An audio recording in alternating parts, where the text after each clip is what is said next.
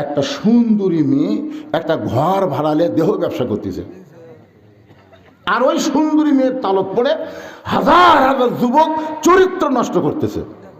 আর এই কারণেই আমরা নাউজুবিল্লাহর জিকির করতেছি। বাজিদ বস্তা বলেন, কাল তোমরা না, পৃথিবীর সমস্ত মুসলমান যদি নাউজুবিল্লাহ জিকির করে, ওই খারাপ মেয়ের হাত থেকে যুবকদের বাঁচানো যাবে না। মুরিদ বলে, হুজুর তাহলে আমরা কি করব?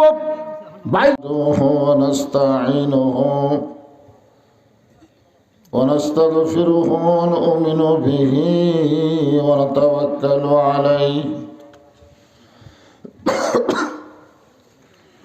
ونعوذ بالله من شرور أنفسنا ومن سيئات أعمالنا من يهدي الله فلا مضل له ومن يضلله فلا هادي له।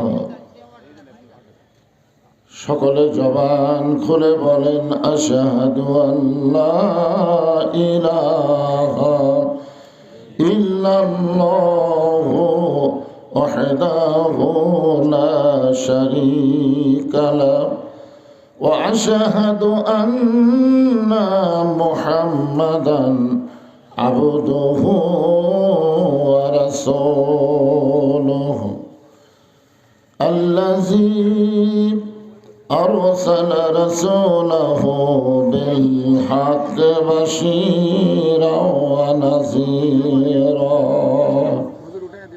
وداعيا إلى الله بإذنه وسراجا منيرا فقد قال الله تعالى في كلامه المجيد والفرقان الحميد।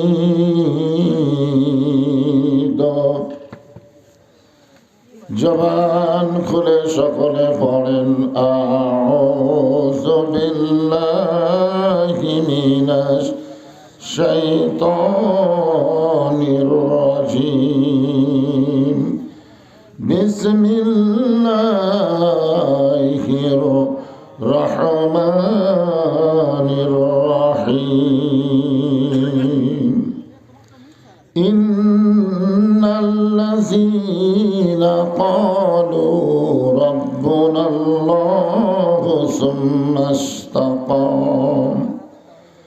ثم استقاموا تتنزل عليهم الملائكة ألا تخافوا ولا تحزنوا وأبشروا بالجنة التي كنتم توعدون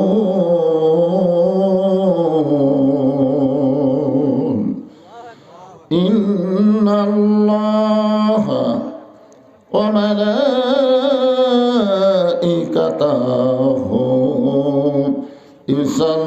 يصلون على النبي يا أيها الذين آمنوا صلوا عليه وسلموا تسليما اللهم صل على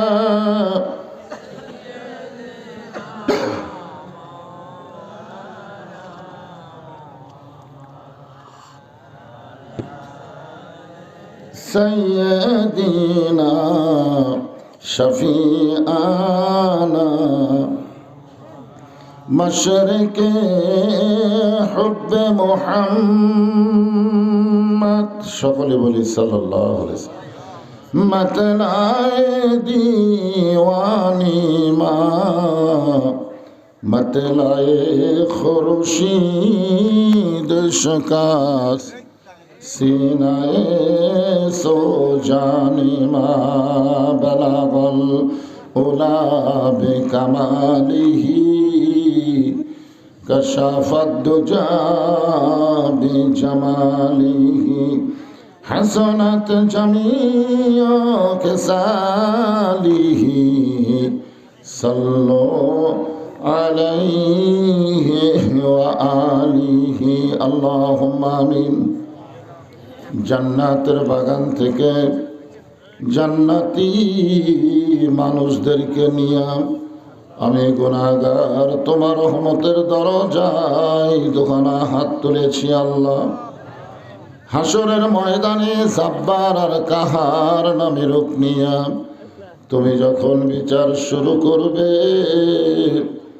তোমার সামনে দাঁড়ায়া সমস্ত নবীরা নাফসি নাফসি বলে কাঁদতে থাকবে। এমন কঠিন অবস্থা হাসরে হবে, সেদিন সমস্ত নবী তার উম্মতকে ভুলে যাবে, শুধু বলবে আল্লাহ আমার কি হবে, আমার কি হবে। একমাত্র দরদি নবী শাফাতের কান্ডারি ইয়া রব্বি হাবলি উম্মতি বলে সেজদায় পড়ে যাবে। সেই কঠিন মুসিবতের সময় আজকের এই মাহফিলকে ওসিলা করে আমাদের সবাইকে রাসূলের উম্মতের কাতারে আল্লাহ কবুল করে নিও। সুবহান রাব্বিকা রব্বিল ইজ্জাতি আম্মা ইয়াসিফুন ওয়া সালামুন আলাল মুরসালিন আলহামদুলিল্লাহি রাব্বিল আলামিন। লা ইলাহা ইল্লাল্লাহ।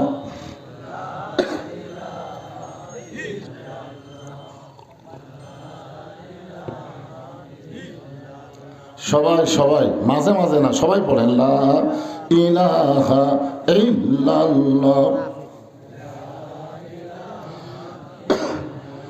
মরণের কালে বুঝিতে পারিবা, কবরে গেলে বুঝিতে পারিবা, এই কলে মার কত গুণ। লা ইলাহা ইল্লাল্লাহু বলরে মুমিনগণ। লা ইলাহা ইল্লাল্লাহ, লা ইলাহা।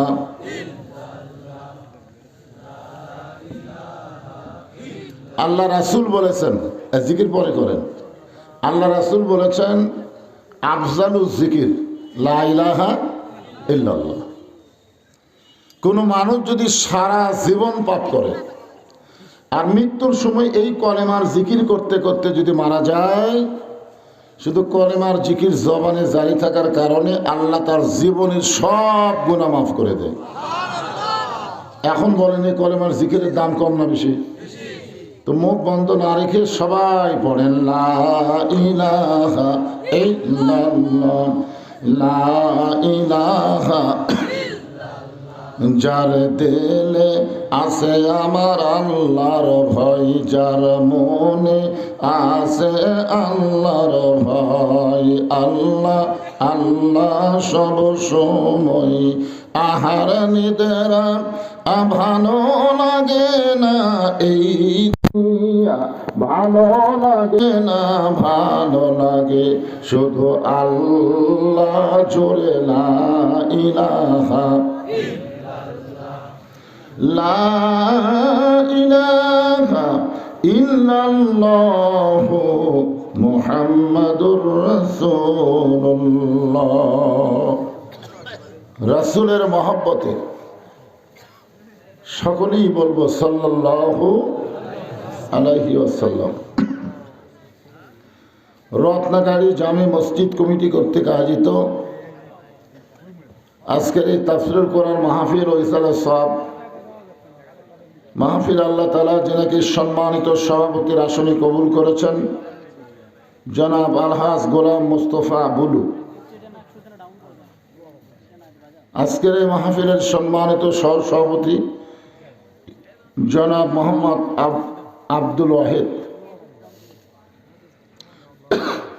সম্মানিত সভাপতিদ্বয়কে অন্তরের অন্তঃস্থল থেকে আমি শুভেচ্ছা জ্ঞাপন করছি। আজকের এই মাহফিলের সম্মানিত প্রধান অতিথি জনাব আলহাজ মোহাম্মদ মোশাররফ হোসেন, সম্মানিত বিশেষ অতিথিবৃন্দ, সার্বিক পরিচালনায় মোহাম্মদ গোলাম মোস্তফা, সভা পরিচালনায় মোহাম্মদ আনোয়ার হোসেন, সকলকেই অন্তরের অন্তঃস্থল থেকে আমি শুভেচ্ছা জ্ঞাপন করছি। সম্মানিত ওলামায়ে কেরাম, আপনাদের মাঝে মাঝে যে সমস্ত আলেম ওলামা বসে আছেন, মঞ্চে আছেন, মাগরিবের নামাজের পর থেকে এত রাত পর্যন্ত কোরআন হাদিসের আলোকে অত্যন্ত গুরুত্বপূর্ণ আলোচনা করে আপনাদেরকে শোনালেন। আলেম ওলামা সহ আজকের এই মাহফিলের বক্তাগণকে অন্তরের অন্তঃস্থল থেকে আমি শুভেচ্ছা জ্ঞাপন করছি। এই মুহূর্তে আমার সামনে যারা বসে আছেন, যিনাদেরকে আল্লাহ দয়া করে, রহম করে, মেহেরবানি করে আজকের এই জান্নাতের বাগানে কবুল করেছেন। আমি যখন বললাম কবুল করেছেন, এটা শোনার পরে আপনাদের মনে হয় কিছু বলা দরকার ছিল। কি মনে করতেছেন? আপনি এখানে আইছেন? এখানে আপনি আইছেন না, আল্লাহ পাক দয়া করে, রহম করে আপনাদেরকে এখানে কবুল করেছেন, যার প্রমাণ হলো আল্লাহর কোরআন। আল্লাহ পবিত্র কোরআন কারীমে ইরশাদ করেন, মা সাবাকা মিন হাসানাতিন ফামিনাল্লাহ। বান্দা বান্দির দ্বারা যখন কোনো ভালো কাজ হয়, এই কাজ বান্দা বান্দি করে না, বরং আল্লাহ করায়। আপনারা বলেন তো, এই কোরআন কারীমের মাহফিলে বসা এটা ভালো কাজ না খারাপ কাজ? ওমান আসাবাকা মিন সাইয়্যাতিন ফামিন নাফসিকা। বান্দা বান্দির দ্বারা যেগুলো খারাপ কাজ হয়, এগুলো কাজ আল্লাহ করায় না। যেরকম আজকে অনেকে এখানে গ্রামের আত্মীয় হওয়ার কারণে দাওয়াত পাইছে যে রত্নাগাড়িতে মাহফিল হচ্ছে, এই জন্যই তো দাওয়াত দিছে নাকি কোন? কিন্তু ওনারা এসে মাহফিল আসে নাই, ওনারা খাওয়া দাওয়া না ব্যস্ত আছে। আল্লাহ বলেছেন, কোরআনের মাহফিলের দাওয়াত পাইয়া যারা খাওয়া দাওয়া না ব্যস্ত, কোরআনের মাহফিল আসলেও না, বসলেও না, সুম্মা রাদাদনাহু আসফালা সাফিলিন, এরা পশুর চাইতেও জঘন্য। কথা কিন্তু আমার না, কথা কার? আল্লাহর কথার সাথে আপনারা একমত না দ্বিমত? পশুরা খাবার পালি খালে খায়, পশুরা কোনোদিন চিন্তা করে না যে এই খাওয়ার পরে আবার হিসাব আছে, চিন্তা নেই তো। কিন্তু যারা মানুষ, তাদের সম্পর্কে আল্লাহ বলেছেন, লাকাদ খালাকনাল ইনসানা ফি আহসানি তাকবীম। এই সমস্ত উত্তম মানুষ আমার সামনে যারা বসে আছেন, আমি আমার অন্তরের অন্তঃস্থল থেকে আপনাদের সবাইকে শুভেচ্ছা জ্ঞাপন করছি। সম্মানিত মা বোনেরা, পর্দার অন্তরে বসে বসে যারা আলোচনা শুনতেছেন, তাদেরকেও শ্রদ্ধা জ্ঞাপন করে এই মুহূর্তে জানতে চাচ্ছি আপনারা সকলে কেমন আছেন? আলহামদুলিল্লাহ রব্বিল আলামিন। যে আল্লাহ শারীরিক সুস্থতা দান করে মানসিক প্রশান্তি লাভের জন্য এই কোরআন কারীমের মাহফিল আমাদের কবুল করলেন, আমরা খুশি না বেজার?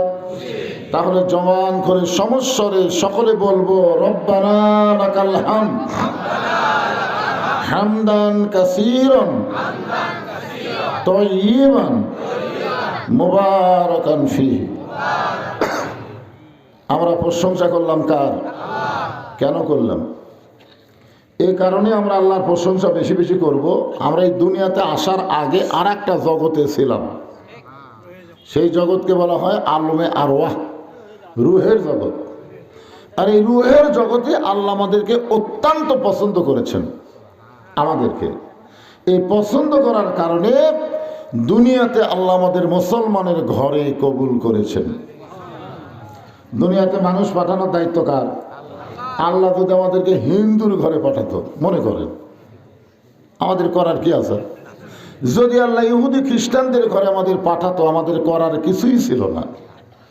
কিন্তু ওই সকল ঘরে না পাঠায়া সরাসরি আল্লাহ মুসলমানের ঘরে আমাদের কবুল করে বললেন, অমাইয়াবতাগি গয়রাল ইসলামা দীনান ফালা ইউকবালা মিনহু, ইসলাম ছাড়া অন্য কোনো ধর্ম কেউ যদি গ্রহণ করে এটা কখনোই আল্লাহ কবুল করবে না। আল্লাহর কাছে কবুলযোগ্য একমাত্র ধর্মের নাম কি? সবাই বলেন ইসলাম। ইসলাম এই যে আয়াতে কারিমা বললাম, অমাইয়াবতাগি গয়রাল ইসলামা দীনান ফালা ইউকবালা মিনহু, ইসলাম ছাড়া অন্য কোনো ধর্ম কেউ যদি গ্রহণ করে আল্লাহ বলেছেন সেইটা কবুল করা হবে না। এই আয়াতের দ্বারা বোঝা গেল পৃথিবীতে যতই ধর্ম থাক একটাও ধর্ম না, ধর্ম মাত্র একটাই, যার নাম হলো ইসলাম। এখন আপনারা বলেন যে আল্লাহ আমাদেরকে যদি দয়া না করতো এই ধর্মের ভিতরে তো আল্লাহ আমাদের কবুল করতো না, করতো? যাই আসুক ও আর শুনবে, বক্তা টেজক দিয়ে কোরআন শরীফ বাদ দেওয়া অন্য কাউরে দেওয়া যাবে না, এটা নিয়ম না। যাই আসুক এখন আর কোনো চান্স নাই, চান্স হবে মোনাজাতের পরে। হ্যাঁ, একটু মনোযোগ দিয়ে শুনবেন যে ইসলাম ছাড়া অন্য কোনো ধর্ম আল্লাহ কবুল করবে না। ইমাম মালিক রহমতুল্লাহ আলাইকে একজন প্রশ্ন করছে যে হুজুর, পৃথিবীর ভিতরে সবচাইতে শ্রেষ্ঠ ধর্ম কোনটা? এই প্রশ্নটা দিয়ে খেয়াল করবেন, পৃথিবীর ভিতরে সবচাইতে শ্রেষ্ঠ ধর্ম কোনটা? ইমাম মালিক বললেন, এরকম প্রশ্ন করা হলো কবিরা গুনাহ। পৃথিবীর মধ্যে ধর্ম তো একটাই, তার মধ্যে আবার শ্রেষ্ঠ কি? যখন 10টা ধর্ম থাকে তার মধ্যে না শ্রেষ্ঠ থাকে, কিন্তু আল্লাহর আয়াত অনুযায়ী ধর্ম কয়টা? তাহলে শ্রেষ্ঠ তো বলা যাবে না, ধর্ম একটাই, তার নাম হলো ইসলাম। আর সেই ইসলামের ভিতরে জন্ম নেওয়া আমরা হলাম মুসলমান। হ্যাঁ, কথাটা মনোযোগ দিয়ে শুনবেন। আমি এখনো ওয়াজ শুরু করিনি, কেবল করবার চাচ্ছি, ঠিক কিনা বলেন? তাও ভালো, অতিথিগুলো এখন আইছে। হ্যাঁ, কেবল শুরু করবার চাচ্ছি। হ্যাঁ, 2-4 মিনিট এখন দেওয়া যাবে। হ্যাঁ, আর 2 মিনিট হোক 5 মিনিট হোক, শুরু তো করিনি, কেবল করার চান্সত যাচ্ছে।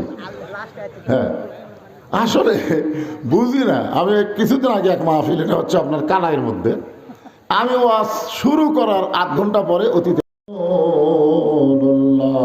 সকলে বলি সাল্লাল্লাহু আলাইহি ওয়াসাল্লাম।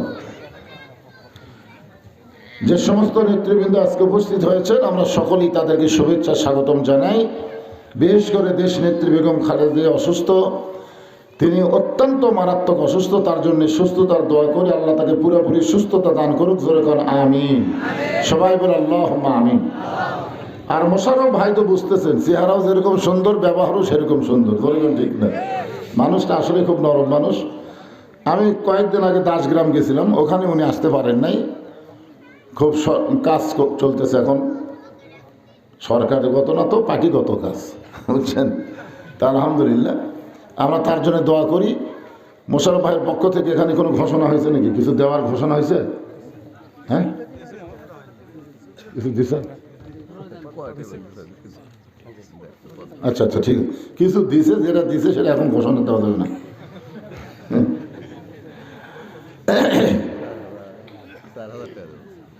যে কথা বলতেছিলাম, আবার শুরুতে আমরা চলে আসি যে আল্লাহ আমাদেরকে জন্মগতভাবে মুসলমানের ঘরে কবুল করেছেন। খুশি না বেজার? আচ্ছা, অন্য ধর্মে জন্ম নিয়ে মুসলমান হয়ে মরা সহজ না কঠিন? আচ্ছা, আপনারা বলবেন হুজুর মরার কথা উঠতেছে কেন? আল্লাহ কোরআনে বলেন, ইয়া আইয়ুহাল্লাযীনা আমানু তাকুল্লাহা হাক্কা তুকাতিহি ওয়া লা তামুতুন্না ইল্লা ওয়া আনতুম মুসলিমুন। এই আয়াতের বাংলা অর্থ কি? যে মুসলমান না হয়ে তোমরা কেউ মরো। তার মানে বোঝা গেল মুসলমানের ঘরে যারাই জন্ম নেয় তাদের জন্য মুসলমান হয়ে মরা খুবই সহজ। সুবহানাল্লাহ, হয় না? নবীর চাচা নাম শুনছেন? আবু তালেব, যিনি নবীকে লালন পালন করছেন। আল্লাহ রাসূল বলেছেন যে মায়ের পেটে থাকতে আমি এতিম হয়ে গেছি। মায়ের পেটে থাকতেই নবী কি এতিম, কিন্তু দুনিয়াতে আসার পরে আমি এতিম ছিলাম না। সাহাবারা জিজ্ঞাসা করলেন, ইয়া রাসূলুল্লাহ, মায়ের পেটে থাকতে আপনি এতিম হলেন, অথচ দুনিয়াতে আসার পরে আপনি এতিম ছিলেন না, এটা কেমন কথা? রাসূল বললেন, ভাগ্য গুণে এমন একটা চাচা পাইছিলাম, যেই চাচা আমাকে এমন দরদ দিয়ে লালন পালন করেছে, আমার যে বাবা নাই এটা কখনোই আমি বুঝতে পারিনি। অথচ এই চাচা জাহান্নামে যাবে, মারাত্মক কথা। নবীকে যিনি কোলে নিলেন, কাকা নিলেন, নিজে না খাইয়া নবীরে খাওয়ালেন, অথচ এই মানুষটা জাহান্নামে যাওয়া ভালো লাগে? কারণ কি? কারণ হলো নবী তার কাছে গিয়ে বললেন, চাচা মরেই যখন যাচ্ছেন, মরার আগে খালি একটা বার বলেন লা ইলাহা ইল্লাল্লাহ, আমি আপনাকে হাত ধরে জান্নাতে ঢুকিয়ে দিব। এত বড় কথা নবী বলার পরেও চাচা বললেন, মরেই যখন যাচ্ছে বাবা, বাপ দাদার ধর্ম ছাড়বো না। দেখছেন, মানে যাই যে ধর্ম পালন করে মনে করে এটা তারইটাই আসল। হিন্দুরা মনে করতে আমাকেটা আসল, ইহুদি মনে করে আমাকেটা আসল, খ্রিস্টান মনে করে আমাকেটা আসল, বৌদ্ধ মনে করে আমাকেটা আসল। আসলে একটাও ধর্ম নাই, ধর্ম একটাই, তার নাম হলো ইসলাম। ইন্না দীনা ইন্দাল্লাহিল ইসলাম। এখন আমরা সেই ইসলামের ভিতরের মুসলমান। প্রশংসা আমাদের কম হবে না বেশি হবে? জবান খুলে বলি আলহামদুলিল্লাহ। আল্লাহর প্রশংসা করার 2 নম্বর কারণ হলো, আছেন আমার মুক্তার, আছেন আমার বারিস্টার, শেষ বিচারের হাইকোর্টেতে তিনি আমায় করবেন পার, আমি পাপী রাসূল জাবিন্দার। বুঝতে পারছেন? কে করল রে? বুঝতে পারেনি তো এই গান? বুঝতে পারছেন? আল্লাহ যখন হাকিম হবে, আমরা যখন আসামি হব, ওই সময় আমাদের নবী উকিল হয়ে, বারিস্টার হয়ে আমাদেরকে সুপারিশ করে জান্নাতে পৌঁছায় দিবে। এমন নবীর উম্মত হওয়া হলো ভাগ্যের ব্যাপার। একবার আদম আলাইহিস সালাম রাস্তা দিয়ে যাচ্ছিলেন, যাওয়ার সময় দেখে তার ছেলে শীষ আলাইহিস সালাম বসে আছে। আদম আলাইহিস সালাম আর মা হাওয়া, আদম আলাইহিস সালামের মা হাওয়ার পেট থেকে যতগুলো সন্তান হয়েছিল তার মধ্যে একটা মাত্র নবী। কয়টা? মানে মা হাওয়ার পেট থেকে। আমরা তো সবাই আদম সন্তান, ঠিক কিনা বলেন? আমাদের নবীরও আদি বাপ হলো আদম আলাইহিস সালাম, কিন্তু ওই মা হাওয়ার পেট থেকে যে কয়টা হয়েছে তার মধ্যে একজনকে আল্লাহ নবী বানাইছিলেন, তার নাম হলো শীষ আলাইহিস সালাম। আদম আলাইহিস সালামের সন্তান মা হাওয়ার পেট থেকে হয়তো জোড়ায় জোড়ায়। কীভাবে? একটা ছেলে একটা মেয়ে, একটা ছেলে একটা মেয়ে। তো প্রথম জোড়ার সাথে পরে জোড়ার বিয়ে হতো, এভাবে তখন একটা শরীয়ত ছিল। কিন্তু শীষ আলাইহিস সালাম যখন জন্ম নিল তখন কোনো জোড়া জন্ম নেয়নি, একাই। শীষ আলাইহিস সালাম যখন যুবক হলো তখন আদম আলাইহিস সালাম বলতেছে, আল্লাহ আমার ছেলে তো জোয়ান হয়ে গেল, এখন তো বিয়ে করার লাগবে, কিন্তু কোনো মেয়ে নাই, তো পাত্রী নেই। আল্লাহ বলেন, চিন্তা করো না, আমি জান্নাত থেকে একটা হুর পাঠাই দিচ্ছি, মানুষের চেহারায় থাকবে, শীষ আলাইহিস সালামের বিয়ে দিয়ে দাও। সুবহানাল্লাহ বলেন।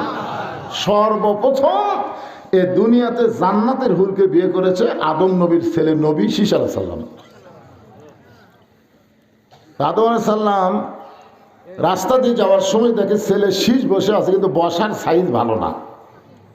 এই যে আপনারা বসে আছেন, বসার একটা সাইজ নাই, যেরকম আছে না নাই? এখন যে হারে পিট পিট করে লোক আসতেছে, কিছুক্ষণ পরে দেখা যাবে যে আর আসতেছে না। এই জন্যে আপনারা যারা বসে আছেন, শীতের দিন কারোর সামনে যদি একটু ফাঁকা থাকে, আল্লাহর হস্তে, কার হস্তে? বক্তার হস্তে না, বক্তার হস্তে না, আল্লাহর হস্তে। কোন নেতার হস্তে, বক্তার হস্তে বললে নাও যদি নড়েন পাপ হবে না, কিন্তু আল্লাহর হস্তে বলার পরে জায়গা না থাকলেও একটা ঝাঁকি দিয়ে সামনে না থাকলেও, কারণ কার হস্তে কইছে? হ্যাঁ, সামনে থেকে এসে চেপে চেপে বসেন। যারা আসতেছে ওরা তো আসবে, ওরা পিছনে বসবে। একটু মনোযোগ দিয়ে শোনেন, আদম আলাইহিস সালাম বলেন, বাবা শীষ এরকম বেসাইজ হয়ে বসে আছো কেন? শীষ বলতেছে, বাবা আমার মধ্যে একটু গরম গরম ভাব। আদম বলে, কিসের গরম? বলে, আমার ভাগ্য এত ভালো। শীষ আলাইহিস সালাম বলতেছে, আমার ভাগ্য এত ভালো যে আমার বাবা আল্লাহর নবী, আমি নিজেও আল্লাহর নবী, আর বউ পাইছি বেহেশতের হুর। সুবহানাল্লাহ। পরে করেনি, আগে পরে আগে শোনেন। কয়ে ফেলা দিচ্ছেন, কি করবো, ঝাঁকির মাথাত কয়ে দিচ্ছে আর কি। আমার ভাগ্য, শীষ আলাইহিস সালাম বলতেছে, আমার ভাগ্য এত ভালো যার বাপও আল্লাহর নবী, আমিও আল্লাহর নবী, আর বউ পাইছি জান্নাতের হুর। আদম বললেন, বাবা শীষ নবীর বেটা নবী না হইয়া, বেহেশতের হুরের স্বামী না হইয়া, আখির জাহানের পয়গম্বরের উম্মত যদি হতে পারতে, তাহলে তোমার জীবন ধন্য হয়ে যেত। এইবারে সুবহানাল্লাহ বলা ঠিক আছে। বাপ ছেলের কি বুঝাচ্ছে? নবীর বেটা নবী না হইয়া, বেহেশতের হুরের স্বামী না হইয়া, আখির জাহানের পয়গম্বর নবী মুহাম্মদের উম্মত যদি হতে পারতে, তোমার জীবন ধন্য হয়ে যেত। শীষ বলে, বাবা এটা কেমনে? বলে, তুই বুঝবি না, আমি বুঝেছি। আমি একটা ভুল করার কারণে 350 বছর কান্নাকাটি করছি।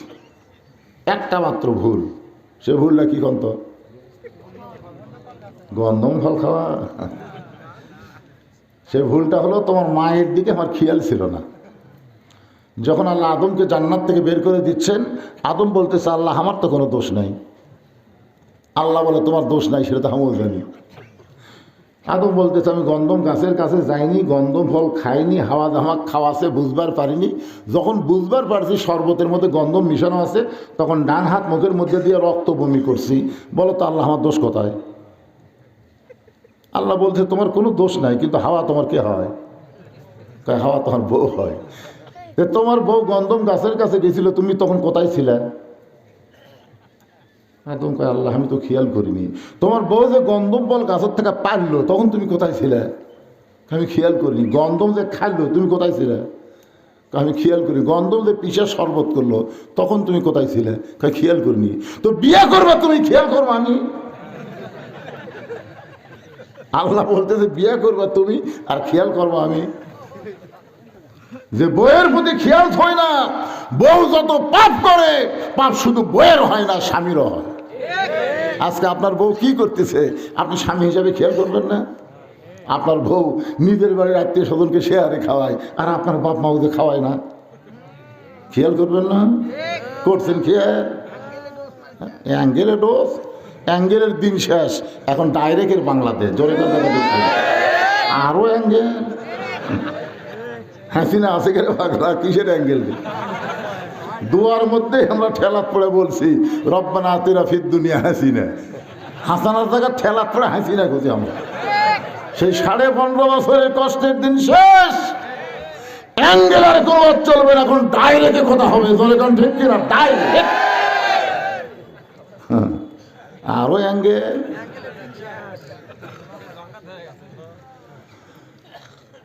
আদম বলতেছেন, বাবা শীষ একটা মাত্র ভুল করার কারণে 350 বছর আমি কেঁদেছি। কাঁদার দোয়াটা হলো, সবাই যারা পড়েন তারা আমার সঙ্গে পারেন, যারা পড়েন, রব্বানা যালামনা আনফুসানা ওয়া ইল্লাম তাগফির লানা ওয়া তারহামনা লানাকুনান্না মিনাল খাসিরিন। কানতে কানতে আমার 2 গালের গোস্ত পচে গেল। এক সময় গোস্ত খসে পড়ে আমার মুখের হাড় প্রকাশ পাইল। আদম বলে, বাবা শীষ আমি এক সময় তৃষ্ণার্ত হয়ে সাগরে পানি পান করতে গেলাম। পানি পান করতে গিয়ে পানির মধ্যে আমার চেহারার দিকে আমি চমকে উঠলাম। যে আদমকে তৈরি করে আল্লাহ বলেছেন, লাকাদ খলাকনাল ইনসানা ফি আহসানি তাকওয়িম। সমস্ত সৃষ্টির ভিতরে আল্লাহ মানুষকে সর্বোত্তম সুন্দর আকৃতি দিয়ে সৃষ্টি করেছে। আমার এত সুন্দর চেহারা, যে চেহারা থেকে ফেরেশতারা আমাকে সেজদা করলো, আর সে আদমের গালত হাড় আছে, গোস্ত নাই। আমি বিরক্ত হয়ে বললাম, আল্লাহ সামান্য একটা ভুল করার অপরাধে এত বছর কাঁদতেছি, তাও যদি আমার তওবা কবুল না হয় আমি কি করব? আল্লাহ বলে, আদম খালি কাঁদলে হবে না, বুঝে শোনা কান্দা লাগবে। আমাদের বাংলাদেশে কিছু লোক কান্দিচ্ছিল আগে, আমি দেখছি। ইব্রাহিম কান্দে অগ্নি কণ্ডে, ইসমাইল কান্দে সুরির তলে, বনবাসে পয়ারে কান্দে বিবি হাজেরা রে, আল্লাহ কান্দে জানি না। এরকম গজল গায় আর কান্দে।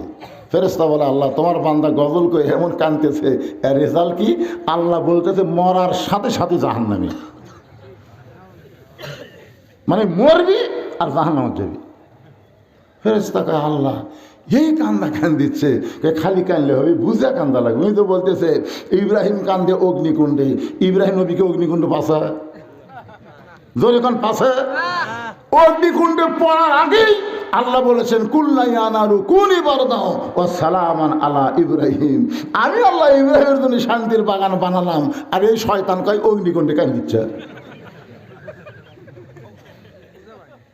কিসের বুঝা পায়নি? ওই যে বলতেছে ইসমাইল কান্দে ছুরির তলে, ইসমাইল ছুরির তলে গেছে, ছুরির তলে দুমবে গেছে, জোরে কথা কর না কেন? তাহলে নবীর শানে এরকম মিথ্যা কথা বলে যারা কানবে, ওই কান্না কান্না না, ওই কান্না হলো জাহান্নামের কারণ। জোরে কোন কথা ঠিক না? পাহাড় কাটিলাম, জঙ্গল খুঁজিলাম, রাসূল তোমার দেখা বুঝি পাইলাম না। আপনার বড় তো পাহাড় কাটিয়া জঙ্গল খুঁজে নবী পাওয়া, এই শালা কি কয়? পাহাড় কাটা সাপ বিচ্ছু বানাবি, আর জঙ্গল কাটবার গেলে শিয়াল বাঘ বানাবি। জোরে করে কথা ঠিক না? আর কি কি গজল কাছে? ওই যদি বলতো দাড়ি রাখিলাম, টুপি পরিলাম, নবী আজ তোমার দেখায় আমি পাইলাম না, নবীর সুন্নাত মানিলাম, দরুদ পড়িলাম, এরপরও দেখা নবী পাইলাম না, এরকম বলে যদি কানতো, কান্দা ঠিক ছিল। ধরে কোন ঠিক না? ওই পাহাড় কাটা জঙ্গল খুঁজে আর দাড়ি খালি কামাবি। খালি কানলে হবে না আদম, বুঝে সুঝা কান্দ। সঙ্গে সঙ্গে আদম বলে, শীষ আল্লাহর কথা মতো বুঝের সাগরে যখন ডুব দিলাম, ওই ডুব দেওয়ার সঙ্গে সঙ্গে আমি দেখতে পাই জান্নাতের দরজায় লেখা আছে লা ইলাহা ইল্লাল্লাহু মুহাম্মাদুর রাসূলুল্লাহ। আমি বললাম, আল্লাহ পাইছি পাইছি পাইছি। আল্লাহকে, আদম কি পাইছিস? কান্না বন্ধ করে দে, কান্নার সাগরে ডুব দিয়ে দেখি জান্নাতের দরজায় লা ইলাহা ইল্লাল্লাহ মুহাম্মাদুর রাসূলুল্লাহ। এতদিন খালি কানছি লা ইলাহা ইল্লাল্লাহর কাছে, আজকে মুহাম্মদ রাসূলকে ওসিলা করে কানতে চায়। আল্লাহ বলে, আদম আর কান্দা লাগবে না, ওই নামটার ওসিলা ধরার সাথে সাথে আমি আল্লাহ তোকে মাফ করে দিলাম। আদম বলে, বেটা শীষ, একটা ভুল করার কারণে 350 বছর কানছি রে। আর ওই নবীর উম্মতেরা যদি সারা জীবন অপরাধ করে, সারা জীবন যদি পাপ করে, আর কোন এক সময় মাছির মাথার মতন সামান্য পানি চোখ দিয়ে বের করে যদি বলে আল্লাহ মাফ করে দাও, বিশ্ব নবীর উম্মত হওয়ার খাতিরে আল্লাহ তার জীবনের সব গুনাহ মাফ করে দেয়। শীষ বলতেছে, বাবা নবীর বেটা নবী না হয়ে বেহেশতের হুরের স্বামী না হইয়া ওই নবীর উম্মত যদি হতে পারতাম, আমার জীবন বড় ধন্য হতো। আদম বলে, শেষ ওই নবীর উম্মত হবার চাইলে হওয়া যাবে না, ওই নবীর উম্মত হতে ভাগ্য লাগে। জোরে কোন কি লাগে? তাহলে আমার সঙ্গে সবাই বলেন, এ ভাই মাইকে ভম ভম করে করে, ভম ভম করতেছে, ভম ভম করে চলবে না। সবাই আমার সঙ্গে বলবেন, নবী না হয়ে দুনিয়ার, না হয়ে ফেরেশতা আল্লাহর হয়েছি উম্মত আপনার, তার তরে শুকুর। এটাই শুনবার চাইছিলাম, তার তরে শুকুর 1000 বার না, এই 1000 যখন কষে তখন 1 কেজি গোস্ত দাম কত ছিল? হ্যাঁ, এই গজলটা যখন লিখছে আপনারা জানেন, তাড়াতাড়ি শুকুর হাজারবার, তখন কেজি আসলো না, এক গরুর দামই আসলো 40 টাকা। এক গরুর দাম যখন 40 টাকা, তখন যদি 1000 কয়, আর এখন 1 কেজির দাম 650 টাকা, তখন 1000। তখনকার মানুষ হাজারের উপরে হিসেবে জানতো না। আমার দাদা দাদি গেছি 20 করে হিসেব করতো, 1 কুড়ি, 2 কুড়ি, 3 কুড়ি, মানে 20 পর্যন্ত জানে, এরপরে জানে না। সেই সময় লিখছে 1000। এখন আর হাজারের খাওয়া আছে। সবাই বলবেন তাড়াতাড়ি শুকুর কোটিবার। কোটিবার বলতে পারবেন না? তাড়াতাড়ি শুকুর কোটিবার আলহামদুলিল্লাহ, মাশাআল্লাহ। আল্লাহর প্রশংসা করার কারণ এই যে কোরআন শরীফ ছিল না টেজে, আমি নিয়ে আসালাম। এই কোরআন থেকে আপনাদের সামনে দুটো আয়াতের আমি তাফসীর করব। তার আগে আমি জানতে চাচ্ছি আপনাদের কাছে, এই কোরআনের মধ্যে কোনো সন্দেহ? সবাই বলা লাগবে। এই কোরআনে কোনো ধোঁকা? এই কোরআনে কোনো গোঁসামি? আচ্ছা, যে আইন দিয়ে বর্তমান বাংলাদেশ চলতেছে, এই আইনের মধ্যে সন্দেহ, ধোঁকা, গোঁজামিল? যে সংবিধান দিয়ে আমাদের বাংলাদেশ চলতেছে, এই সংবিধানের মধ্যে সন্দেহ, গোঁজামিল, ধোঁকা? তাহলে যে আইনটা বাংলাদেশ চলে, সে আইনে যদি সন্দেহ থাকে, ভুল থাকে, ধোঁকা থাকে, যে সংবিধানটা বাংলাদেশ চলতেছে, সেই সংবিধানে যদি ভুল থাকে, ধোঁকা থাকে, সন্দেহ থাকে, তাহলে এগুলো সব বাদ দিয়ে আগামীতে আমাদের বাংলাদেশে আল্লাহর কোরআন আমরা দেখতে চাই। ধরে কথা ঠিক না? কারা কারা দেখতে চান? তো হাত তুলে আল্লাহরে দেখা। হাত না, সব দেখা হলো শেষ। আগামীতে দেখবো কোরআনের বাংলাদেশ। রাজি আছেন? আলহামদুলিল্লাহ। ভুয়া বাজি আর বাংলাদেশে চলবে না। গরিবের বন্ধু, সমাজ সেবক, একটা করে ভোট নিবি আর শালাকের টাইম থাকবি না। ধোকাবাজি শেষ। কিসের ধোকা দিয়ে আমাদের চলাবে? আর চলবে না। যা ধোকা মারছে হাসি না। ধরে কোন কথা ঠিক কি না? আমরা কিন্তু সাইজ হয়ে গেছি ভাই। সাইজ হননি আপনারা? সাইজ হননি? আয় আয়। এখন যে আয়াতে কারিমা তেলাওয়াত করছে, আয়াতটা খেয়াল করছেন আপনারা? একটু মনোযোগ দিয়ে শুনবেন। আপনাদের মসজিদকে কেন্দ্র করে আজকের এই মাহফিল। মসজিদে টাইলস করবেন, মসজিদ সুন্দর করবেন, এক সময় মসজিদ এসি করবেন, এত কিছু করেও কোনো লাভ হবে না যদি মসজিদে মুসল্লি না থাকে। ধরে কোন ঠিক কিনা? এই জন্য আল্লাহ বলতেছেন, আল্লাযীনা ইম্মাক্কান্নাহুম ফিল আরদ। মুসলমানের মধ্যে কাউকে যখন ক্ষমতার চেয়ার দেওয়া হবে, তার 1 নম্বর দায়িত্ব হলো আকামুস সালাত, নামাজ কায়েম করা। নামাজ যদি কায়েম হয়, আমাদের একটা ছেলে মেলার মধ্যে ঘুরবে না, একটা ছেলে 3G 4G মোবাইল নিয়ে কোনো মাস্তানি মারবে না। আল্লাহ কোরআনে বলেছেন, ইন্নাস সালাতা তানহা আনিল ফাহশাই ওয়াল মুনকার। একমাত্র নামাজই পারে মানুষকে যাবতীয় খারাপি থেকে বাঁচায় দিতে। মসজিদকে কেন্দ্র করে মাহফিল। লাইলাতুল মেরাজে রাসূল যখন আল্লাহর কাছে গেলেন, আল্লাহ তখন রাসূলকে 5 ওয়াক্ত নামাজ দিলেন। আমি এখানে আসার পরে এশার নামাজের পরে এক বক্তা ওয়াজ করতে বলতেছেন, আল্লাহ রাসূলকে 50 ওয়াক্ত নামাজ দিছিল, কিন্তু রাসূল 5 ওয়াক্ত লিয়ে আইছেন। ওই বক্তা হাদিস ঠিকই বলছে, কিন্তু একটু কথা বাদ দিছে। সেটা হলো, আসার সময় মুসা আলাইহিস সালামের সাথে দেখা হয়েছিল। আগে থেকে আপনারা শুনিনি? মুসা আলাইহিস সালাম বলল, আল্লাহ কি দিল? তো 50 ওয়াক্ত নামাজ দিছে। পারবি না, কুমালি আসেন। তো নবী আবার গেল, 5 ওয়াক্ত কুমার দিল। মুসা আলাইহিস সালাম বললেন পারবে না। নবী আবার গেল। এভাবে নবী 9 বার গেল। কয়বার গেল? শেষে 5 ওয়াক্ত নামাজ। তারপরে মুসা আলাইহিস সালাম বলতেছে 5 ওয়াক্ত পারবে না। নবী বলেন বারবার। এ ওয়াজ বক্তা করছে, শ্রোতারা শুনে যাচ্ছে আর বাড়ি যাচ্ছে আর বলতেছে, যদি মুসা নবীর সাথে দেখা না হতো। মানে আমাদের বাংলাদেশের শ্রোতারা তোর চালাক কম বাইরে ভাই। যাচ্ছে আর বলতেছে যদি লেখা না হতো। এমনি তো 3 ওয়াক্ত তাড়াতাড়ি, তাই আমাকে বিরক্ত লাগে। এই যে আসর মাগরিব এশা তাড়াতাড়ি নেই, মানে একটা শেষ হতে আরেকটা, একটা শেষ হতে আরেকটা, তাই বিরক্ত লাগে। কে রে, এত ঘন ঘন নামাজ হলে হয়? তাহলে 50 ওয়াক্ত নামাজ 24 ঘন্টার মধ্যে যদি পড়া লাগতো, আমাদের সংসার হতো প্রতি ঘন্টায় 2 ওয়াক্ত। তা আমি সারা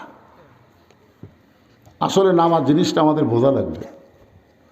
কোরআনের কোনো জায়গায় আল্লাহ নামাজ পড়ার কথা বলেনি, কোনো জায়গাতে বলেনি। আপনার কোরআন শরীফ পড়েন, প্রথমেই দেখেন আপনার কোরআনের সর্বসাকল্যে 82 বার বলছে। কতবার? একটু মনে রাখেন বাবা, কতবার? 82 বার। প্রথমে আপনারা একটু দেখেন আল্লাহ কি বলতেছেন। জালিকাল কিতাবু লা রাইবা ফীহি হুদাল লিল মুত্তাকিন আল্লাযীনা ইউমিনুনা বিল গায়বি ওয়া ইউকিমুনাস সালাহ। কি বুঝলেন? আল্লাহ বলছেন নামাজ পড়ো, নামাজ পড়ার কথা বলছে। আল্লাহ বলতেছেন নামাজ প্রতিষ্ঠা করো। এখন এই প্রতিষ্ঠা বাংলা আপনার অনেকে বোঝেন না। মনে করেন এখানে আমরা যত মানুষ বসে আছি, আমরা সবাই কাপড় পরা প্রতিষ্ঠা হয়ে গেছে, যার কারণে একটা মানুষও ন্যাংটা নেই। কেউ পাঞ্জাবি পরছে, কেউ লুঙ্গি পরছে, কেউ পায়দা পরছে, কেউ শার্ট গাউট দিয়েছে, কিন্তু কাপড় সবাই পরিছে। জনগণ কথা ঠিক কিনা? আমাদের বাংলাদেশে কাপড় পরা প্রতিষ্ঠা হয়ে গেছে। এখন যদি কোনো মানুষ ন্যাংটা হয়ে আপনাদের মাঝখানে এসে বসবার চায়, এখানে আবালটা ন্যাংটা কিছুই নাই, ওই ন্যাংটা হয়ে আপনাদের মাঝখানে এসে বসবি, আপনারা কারা কারা জায়গা দেবেন? এই ন্যাংটা আমার কাছে আরে ভাই ন্যাংটা ডাক দেবেন? বরং সবাই বলবে কোন ন্যাংটার জায়গা কাপড়ওয়ালার মধ্যে হবে না। ধরে কোন কথা ঠিক কিনা? হয় কাপড় পর, না হয় সমাজ ছাপ। আজকে ন্যাংটাকে দেখে যেরকম আপনাদের খারাপ লাগবে, নামাজ যেদিন কায়েম হবে সেদিন বেনামাজিদের দেখলে আপনাদের ন্যাংটার মতো মনে হবে। হ্যাঁ, কাপড় পরা যেমন প্রতিষ্ঠা হয়ে গেছে, নামাজ পড়াটাও তেমন প্রতিষ্ঠা হওয়া লাগবে। এই কথাই আল্লাহ কোরআনে 82 বার বলেছেন। নবুয়তের 10ম বৎসরে আল্লাহ নবীকে মেরাজ করে নামাজ দিলেন। নবুয়তের 10ম বৎসরে নবী যখন 5 ওয়াক্ত নামাজ নিয়ে চলে আসলেন, কাবার হেরেমের মধ্যে নবী ফজরের নামাজ আদায় করে যেই মাত্র বের হচ্ছেন, এমন সময় একজন মানুষের সঙ্গে দেখা। তার নাম হলো আবু জেহেল। নাম কি? এখানে হাজী সাহেবকে আপনি হজ করছেন? আপনি করছেন? জানেন, আমি তো প্রথমে 11 সালে মক্কা যায় আবু জেহেলের বাড়িতে যে চিন্তা করতেছি, আবু জেহেলের বাড়িতে এর মতন ভাগ্যবান কেউ নেই। কারণ আবু জেহেলের বাড়ির থেকে মাত্র 200 গজ দূরে কাবা, আর 150 গজ দূরে নবীর বাড়ি। কি কথা! পশ্চিমে লা ইলাহা ইল্লাল্লাহ আর পূর্বে হচ্ছে মুহাম্মাদুর রাসূলুল্লাহ। এত ভালো জায়গা থেকেও ভালো নয়। মসজিদের পাশে অনেকের বাড়ি আছে, আপনাদের মসজিদের পাশে বাড়ি নাই। মসজিদ থেকে আকামত শোনা যায়, এরপরেও নামাজ পড়ে না। এই কিন্তু আবু জেহেলেরই লোক। তাহলে আপনাদের সমাজের মধ্যে বসবাস করতেছে, তলে তলে কার লোক? আজকে হাসিনা পলানোর পরে যারা আফসোস করে, এরা কিন্তু বাংলাদেশের জন্ম না, এরা হলো ভারতের প্রোডাক্ট। জোরে কোন কথা ঠিক কিনা? আপনারা বলেন তো, হাসিনা পয়লা কোন দেশত গেল? কেন গেল? কারণ ভারতের কাছে হাসিনার একটা দরখাস্ত লেখা আছে, আমি যেভাবেই হোক বাংলাদেশকে ভারতের অঙ্গরাজ্য বানাবই, অঙ্গরাজ্য বানাবই। কিন্তু এর মধ্যে এই অকাণ্ড হয়ে গেল, যার কারণে ভারত কিন্তু বাংলাদেশের খুব ক্ষেপে গেছে। আজকে ফেসবুক দেখছেন, ভারতের একটা নায়ক যাকে সবাই বলে ফাটাকেষ্ট, জোরে বলেন কি কয়? ফাটাকেষ্ট মিঠুন চক্রবর্তী আজকে লিখেছে যে বাংলাদেশকে দখল করতে আমাকে 15 দিন লাগবে না। গোটা বাংলাদেশ দখল করতে মালওয়ানের বাচ্চাদের নাকি 15 মিনিটে লাগবে না। এই শালারা জানি না আমরা কার দল, ওরা কার দল। ভগবানের কোনো পাওয়ার আছে? যখন কোনো পাওয়ার আছে? আর সেই ভগবানের লোকেরা আমাদের বাংলাদেশকে দখল করতে চায়। এইটা কিন্তু বাংলাদেশের জন্য না, কেবলমাত্র হাসিনার জন্য। জোরে কোন কথা ঠিক কিনা? ভাইজান একটু মনোযোগ দিয়ে কথাগুলো বোঝার চেষ্টা করবেন। কারো বিরুদ্ধে বলতেছি না, আমাদের নিজকেই তৈরি হওয়া লাগবে আমাদের ঈমান আমলকে রক্ষা করার জন্যে। কারণ আল্লাহর নবী 1400 বছর আগে ওই ভারতকে নিয়ে একটা হাদিস বলে গেছেন। সে হাদিসটা গজওয়াতুল হিন্দ, মুসলমান আর হিন্দুদের মধ্যে একটা যুদ্ধ হবে। 400 বছরের পুরাতন বাবরি মসজিদ ভাঙ্গা এই হিন্দুর বাচ্চারা রাম মন্দির বানাচ্ছে। জোরে কোন কথা ঠিক কিনা? আবার ঘোষণা দিয়েছে ভারতের মধ্যে অনেক মসজিদ তারা ভেঙ্গে ওই জায়গায় নাকি মন্দির নির্মাণ করবে। আর আমাদের বাংলাদেশের লোকেরা আমরা মসজিদকে সুন্দর করার চেষ্টা করতেছি, আর ওরা মসজিদ ভেঙ্গে মূর্তি বানাবে। আপনি কি মনে করতেছেন এভাবে আমাকে থাকলে হবে? প্রস্তুতি নেওয়ার দরকার আছে না নাই? কিভাবে নেবেন, কার মাধ্যমে নেবেন সেইটা বলার জন্যেই একটু মনোযোগ দিয়ে কথাগুলো শুনবেন। আল্লাহ নবীর ফজরের পরে যার সঙ্গে দেখা হলো তার নাম হলো আবু জেহেল। আবু জেহেল আল্লাহ নবীর চেহারার দিকে তাকায় বলতেছে, বাজান সন্ধ্যার সময় দেখেছি তুমি সুন্দর, সন্ধ্যার সময় দেখেছি তুমি সুন্দর, কিন্তু সকালবেলা দেখতেছি তুমি অতীব সুন্দর। আবু জেহেল প্রশংসা করতেছে, সুবহানাল্লাহ কোয়া যাবে না? বলতেছে, বাবা সন্ধ্যার সময় দেখলাম তুমি সুন্দর। আসলে আমাদের নবী কি কেমন সুন্দর? 400 গ্রহ তারা তারি নূরের ইশারা, নইলে যে অন্ধকারে ডুবিত এই ধরনী। সবাই বলেন নবী মোর পরশমণি, নবী মোর সোনার খনি, নবী নাম ভাবে যেজন সেই তো দোজাখ হানের ধ্বনি। সাল্লাল্লাহু।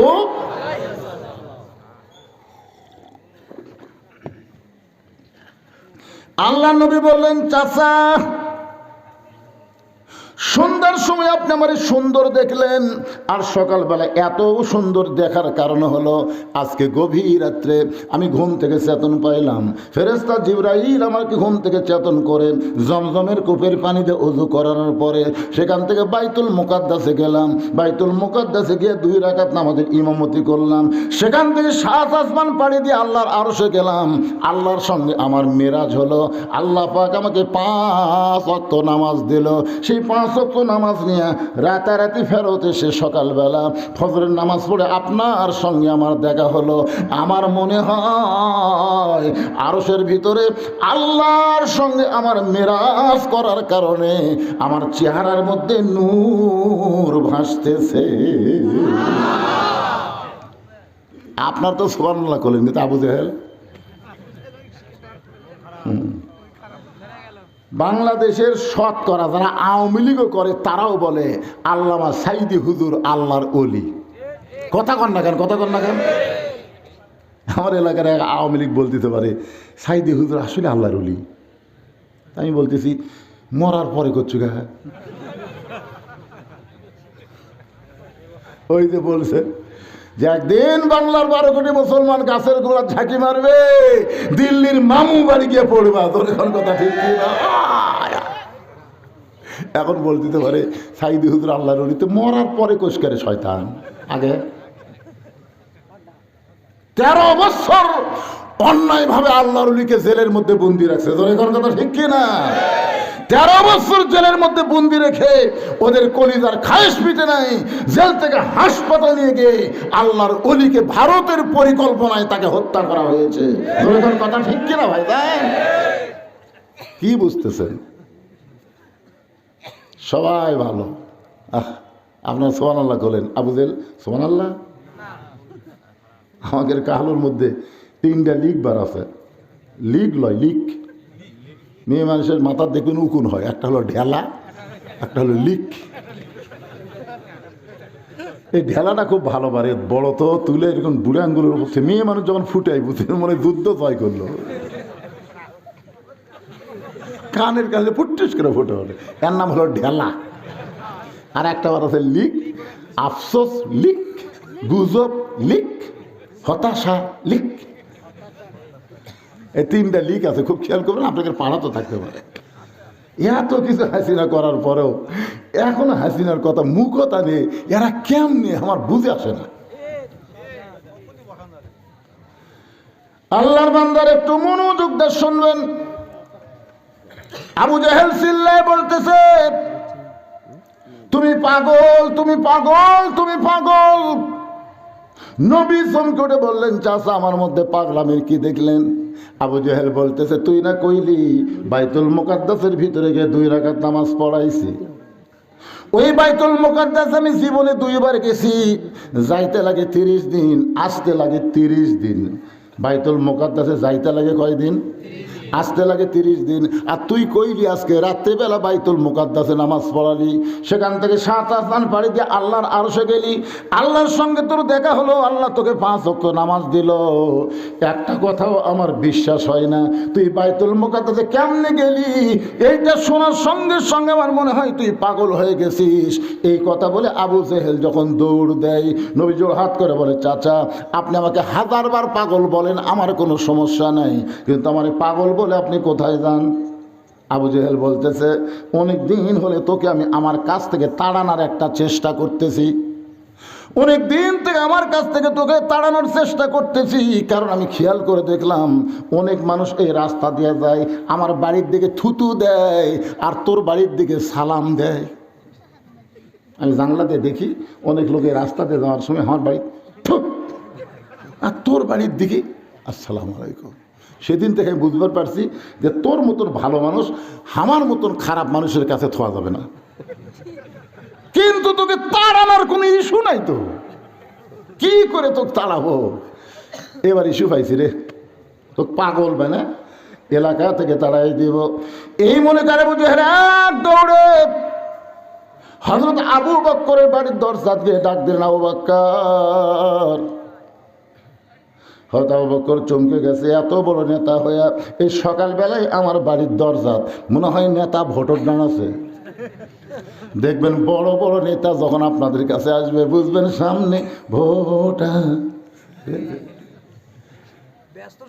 হ্যাঁ, দেখবেন ভোটের আগে হাই রে হাই একটা গরিবের বাচ্চা কলস দিবি, হ্যাঁ কলসে মাথা হাত দিয়ে দোয়া করবি, মনে করবেন নেতার মতন ভালো মানুষ।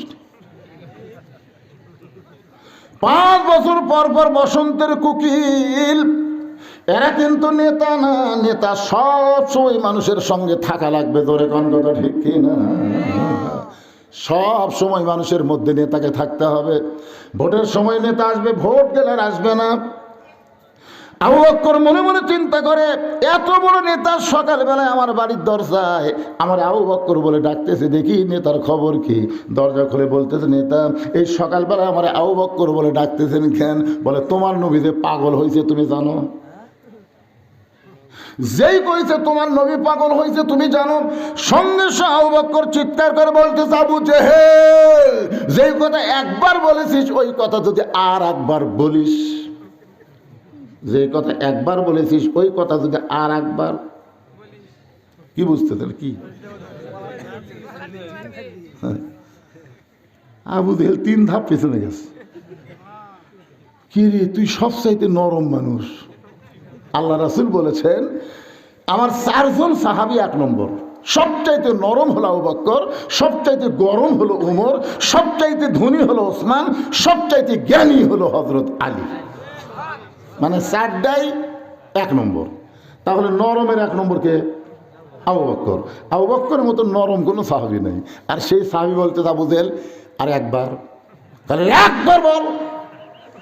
এই দেখ, আবু বকর চিৎকার বলে, আবু জেহেল চিৎকার করে বলে, আবু বকর আমার কথাটা পুরোপুরি না শুনে তুমি আমার সঙ্গে এরকম ব্যবহার করো। তোমার নবী কি বললো শোনো, আজকে রাত্রেবেলা নাকি ফেরেশতা জিবরাইল এসে তোমার নবীকে ওযু করায় বাইতুল মুকাদ্দাসে নিয়ে গেছে। বাইতুল মুকাদ্দাসে তোমার নবী নাকি 2 রাকাত নামাজ পড়াইছে। সেখান থেকে 7 আসমান পাড়ি দিয়ে আল্লাহর আরশে গেছে। আল্লাহ পাকের সঙ্গে দেখা হওয়ার পরে আল্লাহ নাকি 5 ওয়াক্ত নামাজ দিছে। সেই নামাজ নিয়ে রাতারাতি দুনিয়াতে ফেরত আইসে সকালবেলা এই গাঁজা করে গল্প বলল। এখন বলে আবু বকর বিশ্বাস করা যায়? আবু বকর, আবু জেহেল এই কথা যদি আল্লাহর নবী বলে থাকে তাহলে 1 বিন্দু মিথ্যা বলেনি। আবু জেহেল কয় আমার সকালটাই মাটি পারে। আমি কার কাছে কি খবর দিলাম? আপনারা কি বলেন? আমাদের মতো আলেমদের কাছে কেউ যদি বলে উমুকের ফাঁসি হলো, উমুকের ফাঁসি হলো, উমুকের ফাঁসি হবে, এই কথাকে আমরা মানব? কেন মানব না? কারণ ফাঁসির তারিখ আছে পাগলা, মরার কোনো তারিখ নাই। তুই অপরের ফাঁসি নিয়ে চিন্তা করিস, তোর মরালে একটাবার চিন্তা করত, তোর মরালে একটাবার চিন্তা কর। ফাঁসির তারিখ আছে, রাত 12টায় ফাঁসি হবে। ফাঁসির আগে তওবা তাসির কান্নাকাটি করে কলমা পড়তে পড়তে, গলা দড়ি দেওয়ার সময় কলমা পড়তে পড়তে তার ফাঁসি কার্যকর হবে। আর গতকাল যখন আমি দিনের মাহফিল করতে যাচ্ছিলাম, যাওয়ার সময় দরগাহাটে উঠে একটা অ্যাক্সিডেন্ট দেখলাম। কোনো কলমা, খালি গাড়ি এসে লাগিয়েছে, কি কলমা আছে? ও মারে বারে কাছিল ওটা মরতেছে। আপনারা বলেন এই হিসাবে সাধারণ মরার চাইতে ফাঁসির মরা ভালো না? কতক্ষণ ভালো কি ভালো না? আর আপনি চিন্তা করেন ফাঁসি হবি, অমুকের ফাঁসি হবি, এই চিন্তা আমরা করি না ভাই জান। মতিউর রহমান নিজামীকে যখন উকিল বলল যে আপনি একটা ইসলামী দলের আমির, আপনি যদি প্রেসিডেন্টের কাছে একটা দরখাস্ত লেখেন আর রাষ্ট্রপতি যদি আপনাকে আল্লাহর রাস্তায় মাফ করে দেয়, আপনার ফাঁসি কার্যকর হচ্ছে না। আল্লাহর বান্দা মুসকি মুসকি হাসতেছে। উকিল বলে আপনি হাসেন কেন? বলে হাসার কারণ হলো আমি দেশ স্বাধীন হওয়ার পরে 3টা রহমানকে ক্ষমতার থাকা অবস্থায় মরা দেখছি। মতিউর নিজামী বলতেছে 3টা রহমানকে আমি ক্ষমতার থাকা অবস্থায় মরা দেখছি। একটা বঙ্গবন্ধু শেখ মুজিবুর রহমান, একটা জিয়াউর রহমান, একটা জিল্লুর রহমান। কয়টা রহমান? 3টা রাষ্ট্রপতি যদি ক্ষমতার থাকে নিজেরাই মরে, কোন ইমানদার বাঁচার জন্য তাদের কাছে দরখাস্ত লিখবে না। জোরে কোন কথা ঠিক কিনা? উকিল বলতেছে তাহলে আপনার ফাঁসি হবে। আল্লাহর বান্দা নিজের বিষয় মুচকি মুচকি হাসতেছে। বলে হাসেন কেন? বলে তোমার কাছে ফাঁসি আর আমার কাছে জান্নাতের মালা। আল্লাহ কোরআনে বলেছেন ওয়ালা তাকুলু লিমান ইউকতালু ফি সাবিলিল্লাহি আমওয়াতুন বাল আহইয়াউ ওয়ালাকিন লা তাশউরুন। এক দৌড় আবু বকর নবীর কাছে। নবী আমার কাবা হেলান দিয়ে কাঁদতেছে। আবু বকর পাগড়ি দিয়ে নবীর চোখ মুছতে বলে নবী গো, আজকে রাত্রেবেলা আপনি নাকি বাইতুল মুকাদ্দাসে গেলেন। ওগো নবী আপনি নাকি আল্লাহর আরশে গেছেন। আল্লাহ পাক নাকি আপনাকে 5 ওয়াক্ত নামাজ দিয়েছে। হুজুর এই বছর হলো আপনার কষ্টের বছর। এই বছর আপনার চাচা আবু তালেব মারা গেছে। এই বছর আপনার দরদের বিবি খাদিজা মারা গেছে। এই বছর তাইফের ময়দান আপনি রক্তাক্ত হলেন। এত কষ্টের পর আল্লাহ আপনাকে আরশে নিয়ে গেল। হুজুর আপনি এমন করে কেন কাঁদতেছেন? রাসূল বলে আবু বকর এই খবর তোমাকে কে দিল বাবা? এই খবর তোমাকে কে দিল? আবু বকর বলতেছে আবু জেহেল এই খবর আমাকে সকালবেলা দিছে। রাসূল বলে তোমার কি বিশ্বাস হয়? আবু বকর বলেন সাদ্দাকতা ইয়া রাসূলুল্লাহ, এক বিন্দু মিথ্যা নয়। সঙ্গে সঙ্গে নবী আমার একটা আবু বকরের বুকের মধ্যে নিয়ে কপাল একটা চুম্বন দেবো। আবু বকর আবু জেহেল সকালবেলা আমাকে পাগল বলে আমার মনটা খারাপ করেছিল, কিন্তু তুমি সাদ্দাকতা বলার সঙ্গে সঙ্গে আমার সব কষ্ট আল্লাহ দূর করে দিল। আল্লাহ বলে হাবিব রে, আজ থেকে শুধু আবু বকর নয়, আমি আল্লাহ তাকে সিদ্দিক ডিগ্রি দিয়ে দিলাম। ইয়া আইয়ুহাল্লাযীনা আমানুত্তাকুল্লাহা ওয়া কুনু মা'আস সাদিকিন। আল্লাহ বলতেছে রে ইমানদার বান্দারা, আল্লাহর ভয় যদি কলিজার মধ্যে রাখতে চাও তাহলে আবু বকর সিদ্দিকের তোমরা সাথী হও। হবেন? আবু জেহেলের হবেন না আবু বকরের হবেন? দুটাই কিন্তু আবু, একটা আবু বকর একটা আবু জেহেল। এখন আপনারা বলেন তো আল্লাহ যে বললো ইয়া আইয়ুহাল্লাযীনা আমানু, যারা আমাকে বিশ্বাস স্থাপন করেছো, আত্তাকুল্লাহ, তোমাদের ভিতরে যদি আল্লাহর ভয় রাখতে চাও, ওয়া কুনু মা'আস সাদিকিন, তাহলে তোমরা সত্যবাদীর সাথে হও। তা আপনারা আবু জেহেলের হবেন না আবু বকরের হবেন? আবু জেহেল কোরআন শুনছে, কিন্তু আপনারা যেরকম বসে শুনতেছেন তার বসার চান্স হয়নি। এবারে কি কথা, সারা রাত সকালবেলা মিটিংয়ের মধ্যে বলতেছে এত সুন্দর কোরআনের বাণী, রাতটা কোন দিক দিয়ে গেল আমি বুঝবারই পারিনি। আবু সুফিয়ান বলে, নেতা যেই কোরআন শুনতে এত ভালো লাগে সে কোরআন ধরলে অসুবিধা কি? না, শুনতেই যদি এত মজা লাগে তাহলে এটা ধরলে কি হবে? আবু জেহেল বলতেছে, আয় তুই আমার কাছে আয়। যে কাছে কাছে কানের কাছে মুখ লাগে বলতেছে, পাগলা এ কোরআন ধরলে তোর আমার খবর কি? এই কোরআন যদি আমরা ধরি তাহলে আমাকে নেতৃত্ব চলবি না রে, আসল নেতা হবে আবদুল্লাহ রে বেটা। তো আমরা ভেজা থাকতে ওকে নেতা হবার দেবো? মোল্লার দৌড় মসজিদ পর্যন্ত কমো। আজকে যদি কোরআনের আইন চলে আমাদের আলেমদের দাম বাড়বে না কমবে? কথা বলেন না কেন? কিন্তু ওই আবু জেহেলের দল যারা করে তারা সাবি। এই জন্য বাংলাদেশে তিনটা শক্তি কোনো সময় আল্লাহর কোরআনের বিজয় কামনা করে না।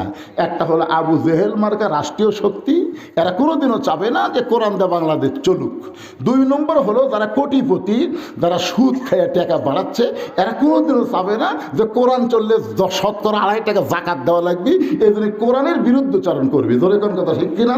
আর 3 নম্বর হলো এই শালা যারা ধর্ম নিয়ে ব্যবসা করা খায়, আল্লাহর ধন খাজারে দিয়া আছে না নাই, আল্লাহর ধন নবীরে দিয়া, আল্লাহ গেছে গায়েব হইয়া, নবীর ধন খাজা নিয়া শুয়ে আছে আজমিরে, কেউ ফিরে না খালি হাতে, খাজারে তোর দরবারেতে। এই নাউজুবিল্লাহ, এই ধর্ম নিয়ে যারা ব্যবসা করে তারা কোনোদিনও চাবে না যে আল্লাহর কোরআন দিয়ে রাষ্ট্র চলুক। ধরে কোন কথা ঠিক?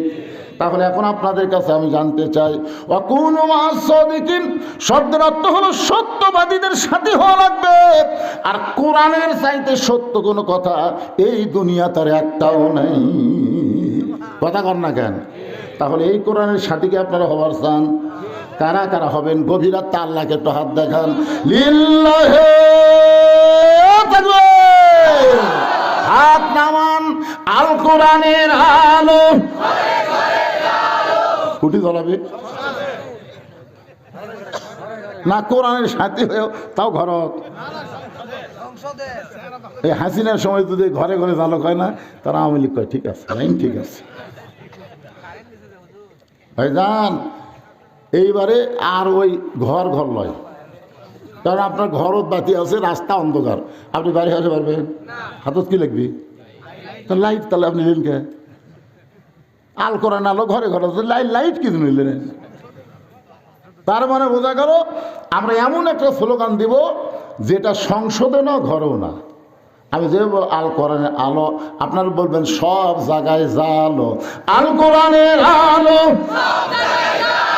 কোরআন হাদিস যেখানে,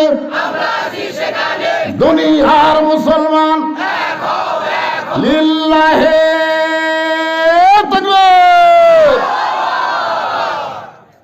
আল্লাহর একজন মস্ত বড় ওলি বাইজিদ বোস্তামি একদিন দরবারে গিয়ে দেখে মুরিদেরা জিকির করতেছে। মুরিদ নাউজুবিল্লাহ নাউজুবিল্লাহ নাউজুবিল্লাহ নাউজুবিল্লাহ। বাইজিদ কয় কে রে? সুবহানাল্লাহ আলহামদুলিল্লাহ আল্লাহু আকবার বাদ দিয়ে এই নাউজুবিল্লাহ কেন? এক মুরিদ বলছে যে হুজুর আপনি জানেন না, বাগদাদ শহরের উত্তর সাইডে বাইজিদ বোস্তামি বলতেছে ওই খারাপ মেয়েটার কাছে যাওয়া লাগবে। সমস্ত মুরিদা তখন বসে আসছিল, এবার লাভ ধরে কয় নাউজুবিল্লাহ হুজুর, ভালো মানুষ কোনোদিন খারাপের কাছে যায় না, ভালো মানুষ কোনোদিন খারাপ জায়গায় যায়। এখন যদি বলি ইউনিয়ন পরিষদ খারাপ, উপজেলা পরিষদ খারাপ, সংসদ খারাপ, ভালো মানুষকে ওই জায়গায় পাঠান যাবে না, তাহলে আপনি বোকার স্বর্গে বসবাস করতেছেন। একটা জায়গাও খারাপ না, আমরা ভালো জায়গায় খারাপ মানুষ পাঠাই বলে জায়গাটা খারাপ হয়ে যায়। জোরে কোন ঠিক কিনা? মমতাজের মতন গায়িকা পাঠাবেন? কথা কন না কেন? আগে করো এমন আখেরের কাজ, ধ্যান যোগে হয় দিলের নামাজ, ও তোমার পাঞ্জে গানা নামাজ পড়ার লাগবি না। ওরে শরীয়তের মাওলানা 14টা করলা কানা, কোরআন হলো 90 পারা, তোমরা খুঁজা পাইলা না।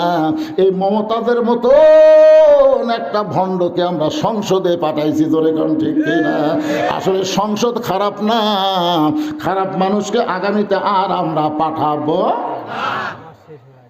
বাইজিদ বোস্তামি বলতেছে, কেউ যদি না যায় আমি নিজেই যাব।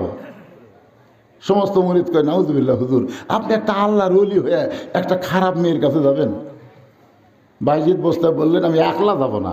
এখন খেয়াল করবেন, আমি একলা যাব না, যাওয়ার সময় দুটা পাওয়ার নিয়ে যাব। কয়টা? একটা পাওয়ার হলো আল্লাহর কোরআন। এই আমার দিকে তাকান, এই কোরআন কি মনে করছে? কোরআনের পাওয়ার আছে না নাই? একটা পাওয়ার হলো আল্লাহর কোরআন, আর একটা পাওয়ার হলো জায়নামাজ। এই দুইটা পাওয়ার নিয়ে আমি খারাপ মেয়েটার কাছে যাব। পরদিন সকালবেলা বাইজিদ বোস্তামি আমার দিকে তাকায় দেখেন, এভাবে কোরআনটা ডান হাত দিয়ে চাইপা ধরলেন। আপনার কোনোদিন কোরআন বুকের মধ্যে চাইপা ধরছেন? এই কোরআনের মাহফিল যারা করতেছ রত্নাকারীর সমস্ত যুবকদের বলবো, এই কোরআনটাকে কোনোদিন আপনি বুকের সঙ্গে চাইপা ধরছেন? একবার পবিত্র হইয়া এই পবিত্র কোরআনকে বুকের মধ্যে চাইপা ধরেন, আপনার বুকের মধ্যে যত ব্যথা বেদনা আছে এক মুহূর্তের মধ্যে আল্লাহ সব দূর করে দিবে। ধরছেন কোনোদিন? কারণ ধরবার গেলেও তো ঠেলা আছে। আল্লাহ বলেছেন, লা ইয়ামাসসুহু ইল্লাল মুতাহহারুন। ততক্ষণ পর্যন্ত কোরআন স্পর্শ করতে পারবা না যতক্ষণ পর্যন্ত তুমি পবিত্র না হওয়া। বাইজিদ বোস্তামি ডান কান্দে জায়নামাজ, ডান বুকে কোরআন নিয়ে ওই খারাপ মেয়েটার দিকে যখন রওনা দিয়েছেন, যেই সমস্ত যুবকেরা মেয়েটার সঙ্গে খারাপ চরিত্র করতেছে, ওই সমস্ত যুবকেরা বাইজিদ বোস্তামিকে দেখে বলতেছে, নাউজুবিল্লাহ নাউজুবিল্লাহ, এই খারাপ জায়গায় ভালো মানুষ আসতেছে।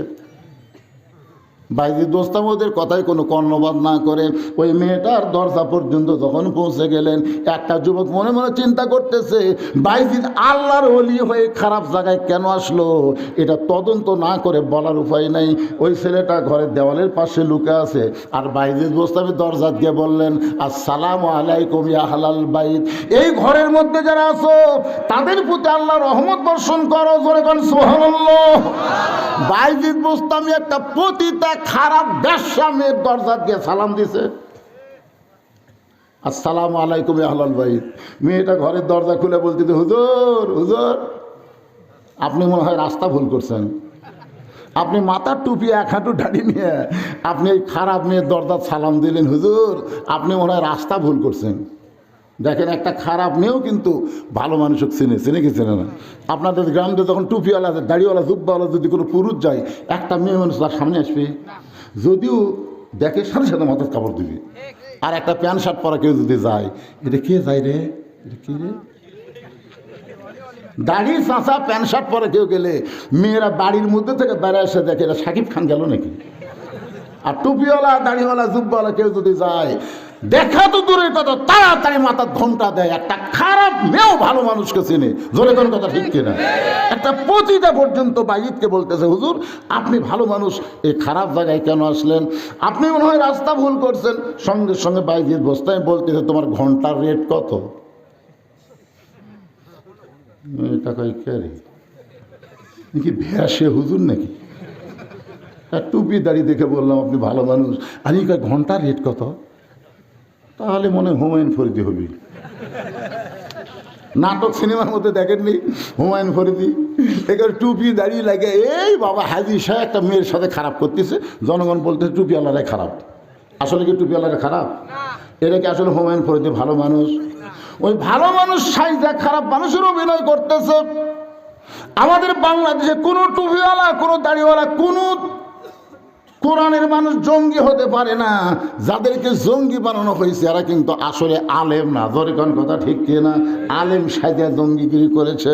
একটু খেয়াল করেন, বাইজিদ বোস্তামি যখন বললেন তোমার ঘন্টা রেট কত, সঙ্গে সঙ্গে মেয়েটা বলতেছে 10 দিরহাম। বাইজিদ বোস্তামি বলতেছে 24 ঘন্টার বুকিং নিলাম। যেই বলছে 24 ঘন্টা, যেই যুবক দেওয়ালের পাশে লুকিয়ে আসলো মারছে দৌড়। যুবকরা বলতেছে দৌড়াস কেন? বলে হুজুরের পাওয়ার আছে রে, হুজুরের পাওয়ার আছে। আমরা 1 ঘন্টা পারি না রে, আর 1,24 ঘন্টা। আপনারা বলেন তো হুজুরের পাওয়ার আছে না নাই? কথা বলেন। আজ পর্যন্ত কোন আলিমের বউ দাদি নানির কাছে কান্দে না, কোন আলিমের বউ কোনো দাদি নানির কাছে কান্দে না। আর যারা প্যান্ট শার্ট পরা তাদের বউ দাদি নানির কাছে বলে এটা কি, এটা কি, খালি শুইয়া থাকে, কথা কয় না। একটা আলিমও ইন্ডিয়ান হারবাল খোঁজে না, যারা খোঁজে তারা হলো প্যান্ট শার্ট আলা। জোরে কোন কথা কন না কেন? হুজুরের পাওয়ার আছে না নাই? বাইজিদ বুস্তামি 240 দিরহাম দিয়ে মেয়েটার ঘরের মধ্যে ঢুকে দরজা বন্ধ করে দিলেন। দরজা বন্ধ করার পরে মেয়েটা তো টাকা ঠলিয়া পায় খুব খুশি হয়ে গেছে। একবারে 24 ঘন্টার বুকিংয়ের টাকা পাচ্ছে। টাকা নিয়ে যখন মেয়েটা চিন্তা করে এত টাকা একসাথে, সঙ্গে সঙ্গে বাইজিদ বুস্তামি ওই পতিতার ঘরে যায় নামাজ বিছাইছে। পতিতার ঘর হলো নাপাক জায়গা। জোরে কোন কি জায়গা?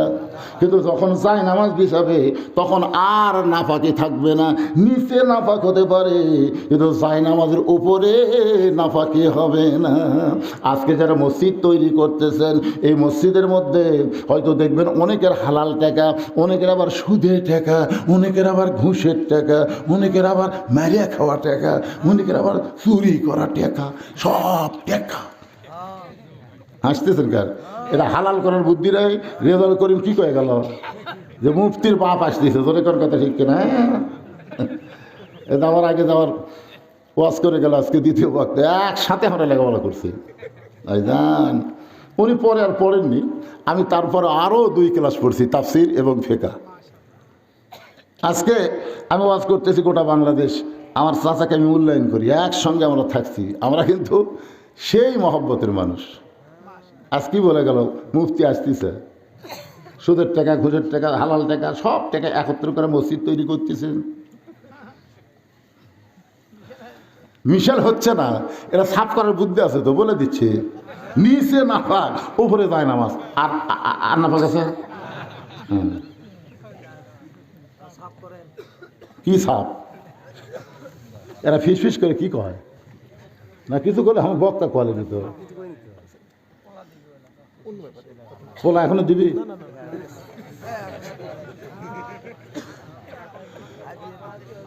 চারিদিক থেকে সাহাবীরা দৌড়ে আসতেছে।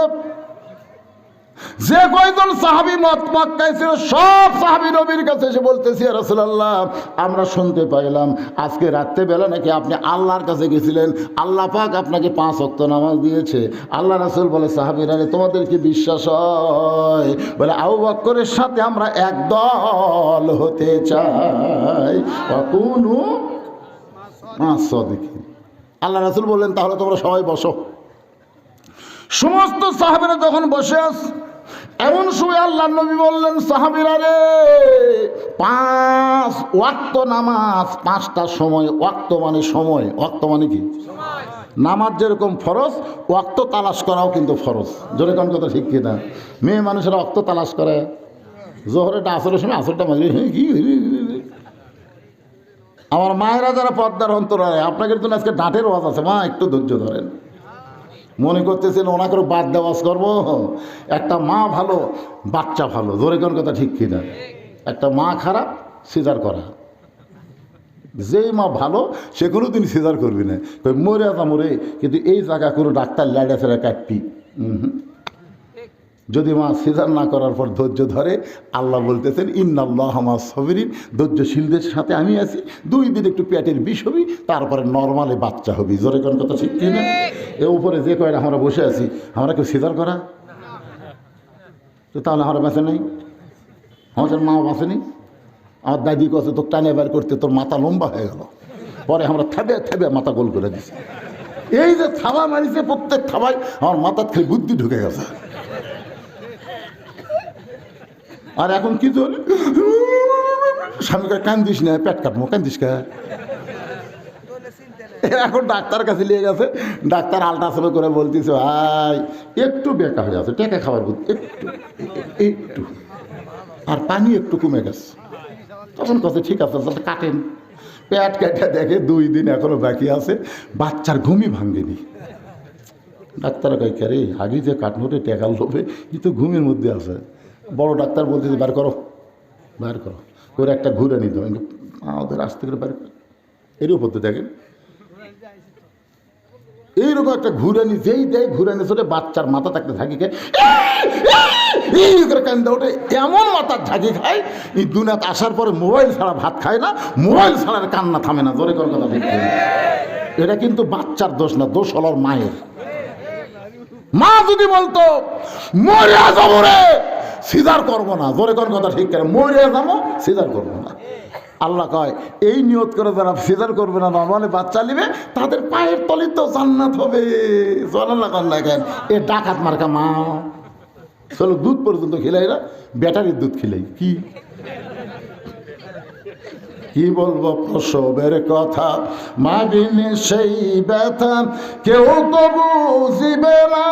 মাজন ঠেকিয়ে সন্তানের দায়, অকালে মা মারা যায়, কেন সে মায়ের ভক্তি করো না। এমন দরদি ভবে কেউ হবে না আমার মা গো। ভাই জিদ বোস্তামি যায় নামাজ বিছাইছে, মনে আছে না, ভুলে গেছেন? চারিদিকে সাহাবা এসে বলতেছে ইয়া রাসূলুল্লাহ, নামাজ সম্পর্কে আমাদের বলেন।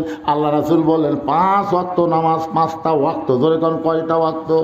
সূর্য উদয় হওয়ার আগে, সূর্য উদয় হওয়ার আগে সুবহে সাদেকে 2 রাকাত নামাজ জামাতের সঙ্গে আদায় করা লাগবে। এই নামাজের নাম হলো ফজরের নামাজ। সূর্য যখন একটু পশ্চিম দিকে হেরে যাবে, ওই সময় জামাতের সাথে 4 রাকাত নামাজ পড়া লাগবে। ওই নামাজটা হলো যোহরের নামাজ। সূর্যের পাওয়ার যখন কমে যাবে পশ্চিম দিকে সূর্য, ওই সময় 4 রাকাত নামাজ জামাতের সঙ্গে আদায় করা লাগবে। এই নামাজ হলো আসরের ফরজ নামাজ। সূর্য যখন অস্ত যাবে, অতি অল্প সময়ের মধ্যে 3 রাকাত নামাজ জামাতে আদায় করা লাগবে। এই নামাজটা হলো মাগরিবের নামাজ। যখন রাতের অন্ধকার ঘন হয়ে যাবে, ওই সময় 4 রাকাত নামাজ জামাতের সঙ্গে আদায় করা লাগবে। এই নামাজটা হলো এশার নামাজ। আল্লাহ নবী 5 ওয়াক্ত নামাজ নিয়ে সাহাবীদের সামনে যখন কথা বলতেছেন, প্রত্যেকটা সাহাবী মনটা ক্লিয়ার করে খোলাসাভাবে এই নামাজ সম্পর্কে যখন শুনতেছেন, এমন সময় ওমর ফারুক বললেন ইয়া রাসূলুল্লাহ, হুজুর আমার বেয়াদবি নেবেন না, আমি জানতে চাই ফজরের 2 রাকাত ফরজ নামাজ জোর, যোহরের 4 রাকাত ফরজ নামাজ জোর, আসরের 4 রাকাত ফরজ নামাজ জোর, এশার 4 রাকাত ফরজ নামাজ জোর, কিন্তু মাগরিবের 3 রাকাত কেন বেজোর? ওমর ফারুক একটু বেশি বুদ্ধি। রাসূল বলেছে আমার পরে কেউ যদি নবী হতো লাউ কানা উমর, আল্লাহ উমরকে নবী বানাই দিত। কোরআনের 23টা আয়াত আল্লাহ উমরের শানে নাজিল করেছে। ধরে কেন সুবহানাল্লাহ। আল্লাহ রাসূল বললেন উমর, ফজরের আজান দেওয়ার 8 ঘন্টা, মনে করেন 8 ঘন্টা পরে ফজরের জামাত হয়, যোহরের আজান দেওয়ার 15 মিনিট পরে যোহরের জামাত হয়, আসরের আজান দেওয়ার 15 মিনিট পরে আসরের জামাত হবে, এশার আজান দেওয়ার 15 মিনিট পরে এশার জামাত হবে। কিন্তু মাগরিবের আজান দিয়ে 15 মিনিট পরে কেউ যদি আসে, তাহলে দেখবে মসজিদ আছে, জামাত নেই। সাহাবীর বলল হুজুর তাহলে এই নামাজের সময় কম কেন? রাসূল বলেন এগুলাই তো আজকে তোমাকে আমি বলবো। সাহাবীরা বললো আমরা খালি শুনবো না, স্বামী না আনা শুনবো এবং আমলও করবো। সুবহানাল্লাহ বলেন না? প্রত্যেকটা সাহাবী নামাজ সম্পর্কে শোনার জন্য যখন ব্যাকুল, এমন সময় আবু জেহেল গ্রুপ নিয়ে হাজির। সাহাবীরা যখন শুনবে, এমন সময় কি আচ্ছা আমি যেরকম ওয়াজ কেবল শুরু করব, এমন সময় আরে পাগলা কথাটা মধ্যে শোনেন, যখন আল্লাহ রাসূল নামাজ সম্পর্কে বলবার নিয়ে মোশন লিছে, ইতিমধ্যে আবু জেহেল গ্রুপ নিয়ে হাজির। আবু জেহেল গ্রুপের মধ্যে একটা তেলতেলা গোয়েন্দার আছে, এর নাম হলো আবু সুফিয়ান। বলতেছ ও মুসলমানের নবী, তুমি যা বলো তোমার সাহাবীরা তাই বিশ্বাস করে, কিন্তু আমরা করি না। এই কথা যেই কইছে, ওই যে সাহাবীর মধ্যে উমর যা আছে ওরাকে খেয়াল নেই। আচ্ছা আপনারা বলেন তো, আবু জেহেল যে সকালবেলা আবু বকরের বাড়িতে গেছে, এটা আবু বকরের বাড়ির না যেত, যদি উমরের বাড়িতে যেত, আপনি একটু চিন্তা করে দেখেন, নরম মানুষ যে হারে ধরবার আছে, তাহলে গরম মানুষ কি করতো? হায় হায়। আবু সুফিয়ান এই কথা বলার সাথে সাথেই উমর, এই কাফের বাচ্চারা, আমার নবীর নামাজের কথা আমরা শুনবো, তোদের ডাকছে কে? এই কথা যেই কইছে, নবী যদি বলতো ওমর সকালবেলা আবু জেহেল হাত পাগলা করে গেছে, এখন আবার গোষ্ঠী লিয়াচ্ছে যাও। আচ্ছা এই কথা যদি নবী বলতো, ওরা একজনও বাঁচত? এমনি তো গরম হয়ে ওমর উঠছে, আর সকালবেলা হাত পাগলা করে গেছে, যে গ্রুপ লিয়েছে, যা তো যা। দেখেন আজকে অনেকে জামাতে ইসলামকে দোষ দেয়। জামাতে ইসলাম এই যে শিবির হাসিনা ফল আছে, কে ধাওড়াছে? আল্লাহ তো ধাওড়াছে ভাই রে। এত বছর বিএনপি জামাত ফুটি আসছিল রে। এবার এখন দেখেন, পেপার খোলেন, ইউটিউব খোলেন, ফেসবুক খোলেন, প্রত্যেকটা আন্দোলনের পিছনে জামাত আর শিবির। ধরে কোন কথা ঠিক কিনা? বুঝতে পারতেছেন? ওস্তাদের নয় রাখার মতো মানে আছে। আল্লাহ নবী বলেন, উমর, উমর তুমি বসো বসো। ওরা আমার সঙ্গে কথা বলে, তুমি দাঁড়াইছো কেন? এরই নাম হলো ইসলাম। ইসলাম কোনোদিন কাউকে উষ্ঠে দেয় না। ইসলাম বরং কেউ গরম হলে তাকে থামায় দেয়। জোরে কোন কথা ঠিক কি না? এটাই হচ্ছে আমাদের নবী, আমাদের নেতা। আমার নেতা তোমার নেতা, সকলে বলবেন বিশ্ব নবী মোস্তফা আমার নেতা তোমার নেতা। লাকাদ কানা লাকুম ফি রাসূলিল্লাহি উসওয়াতুন হাসানাহ। ওমর ফারুক থরথর করে বসে বললেন, রাসূল বললেন, আপনার নেতা মানুষ, আপনারও সম্ভ্রান্ত মানুষ, আসেন আমি নামাজ সম্পর্কে কথা বলতেছি, আপনারও বসেন। বিশ্বাস হলে নামাজ পড়বেন, না হলে ধরবেন না, তবে বসেন একটু শোনেন। আবু সুফিয়ান বলতেছে, তোমার নামাজের গল্প আমরা শুনতে আসি নাই। নবী বললেন, তাহলে কি জন্য আইছেন?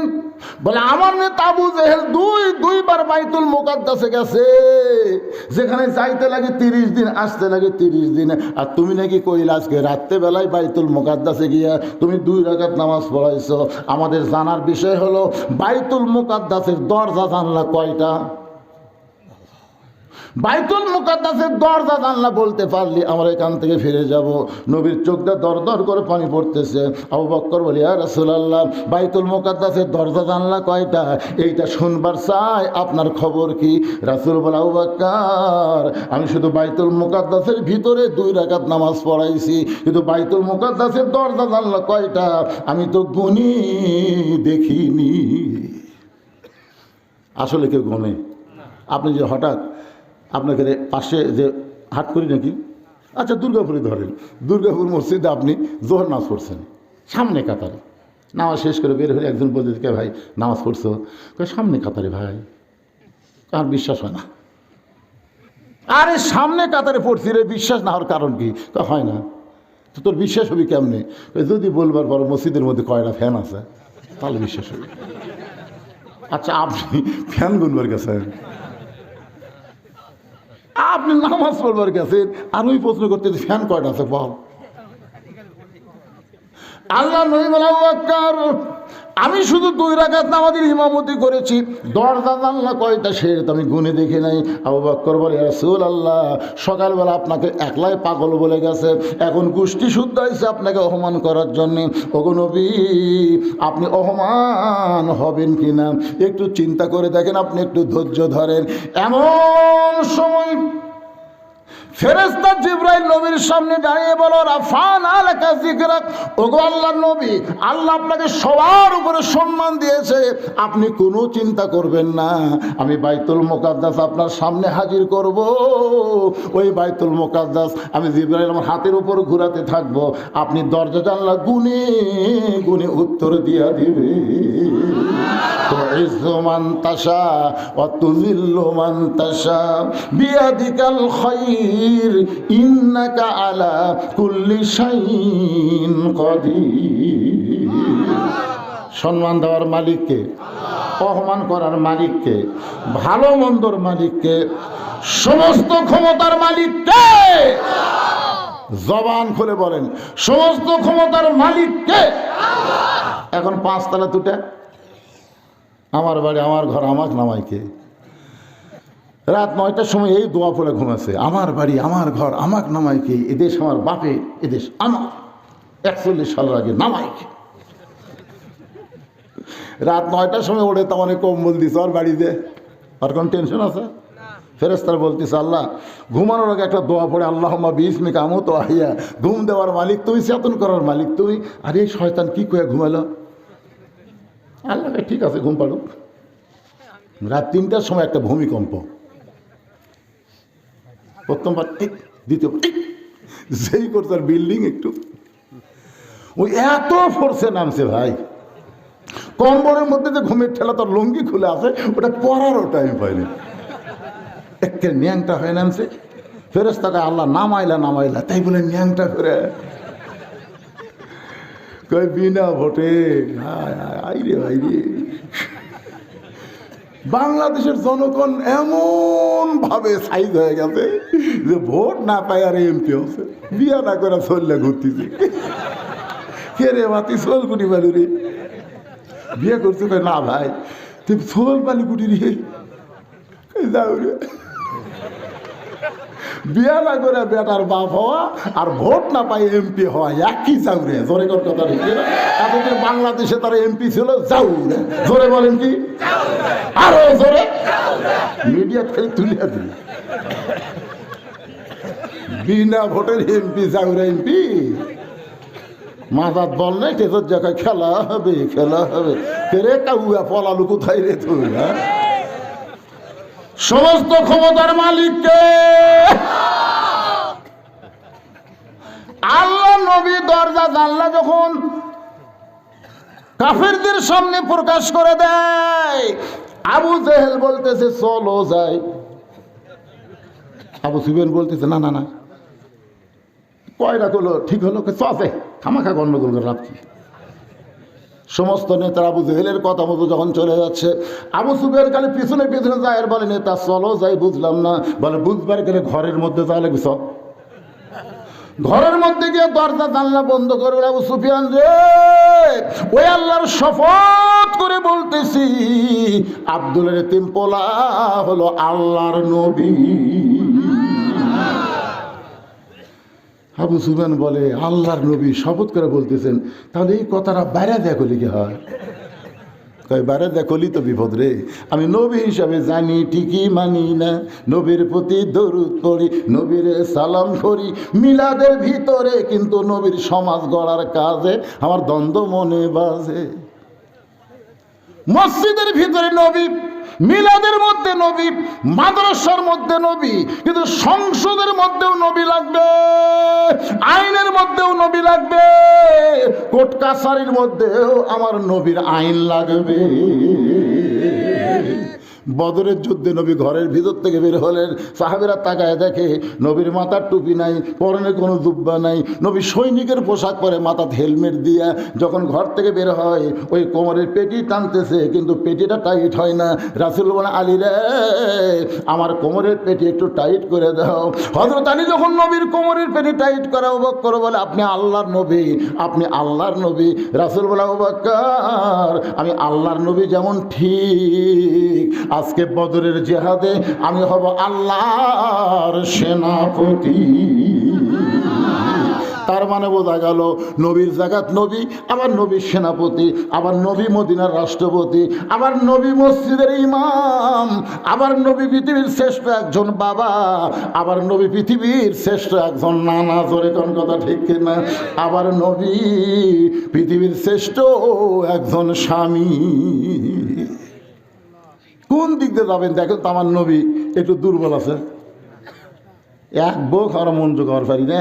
আর একই টাইমে নবীর 9 বউ, 9টা বউ একদিন একত্র হয়ে বলতেছে হুজুর আমরা তো এক এক বউ এক এক বয়সের, তা আপনি 9 জনের মধ্যে সবচেয়ে বেশি ভালোবাসেন কাকে? আয়েশা মনে মনে বলতেছে আমি কিন্তু কুমারী, নবীর যে কয়টা বউ তার মধ্যে কুমারী কয়টা? কুমারী বোঝেন না, কারোর সাথে বিয়ে হয়নি, সরাসরি নবীর সাথে বিয়ে হচ্ছে, এরকম বউ মাত্র একটা, তার নাম কি? আয়েশা। আয়েশা ভাবতেছে আমি, নবী আয়েশার দিকে তাকা দেখে আয়েশা তো মনে মনে একটু ভাবলি আছে। নবী বললেন আমি তোমাদের 9 জনকেই বলবো, তবে আজকে বলবো না, আগামীকাল। সব বইয়েরা বলতেছে আয়েশাই তো হবি, তাও নবী যখন বললো না হেকমত কি দেখা যাক। সব বউ যখন চলে গেছে, রাত্রেবেলা নবী এক টোপলা খুরমা খেজুরলে আয়েশার ঘরের দরজায়। আয়েশা কয় হুজুর আমি জানি তো, আগেই জানি কিন্তু কইনি। রাসূল বলে কি জানো? বলে আপনি সবচেয়ে তামাক বেশি ভালো। এই কথা বলবে রাখছি, এই ধর 2টা খেজুরলে, তোকে 2টা খেজুর দিলাম, তুই জান কাউরে কোস না। আয়েশার হাতে 2টা খেজুর দিয়ে নবী হাফসার ঘরত গেছে, ডাক দিয়েছে হাফসা হাতের 2 খেজুর দিয়ে বলতেছে তোমার 2টা খেজুর দিলাম, গভীর রাত্রে কাউরে জান কয় না। 9 জন বিবির কাছে গেছে, সব বিবিকে 2টা করে খেজুর দিছে, আর সত্য দিছে কাউরে জান কয় না। সকালবেলা সবাই তখন ঘিরে বলে, হুজুর আজকে বলার দিন, কাকে সবচাইতে বেশি ভালোবাসেন?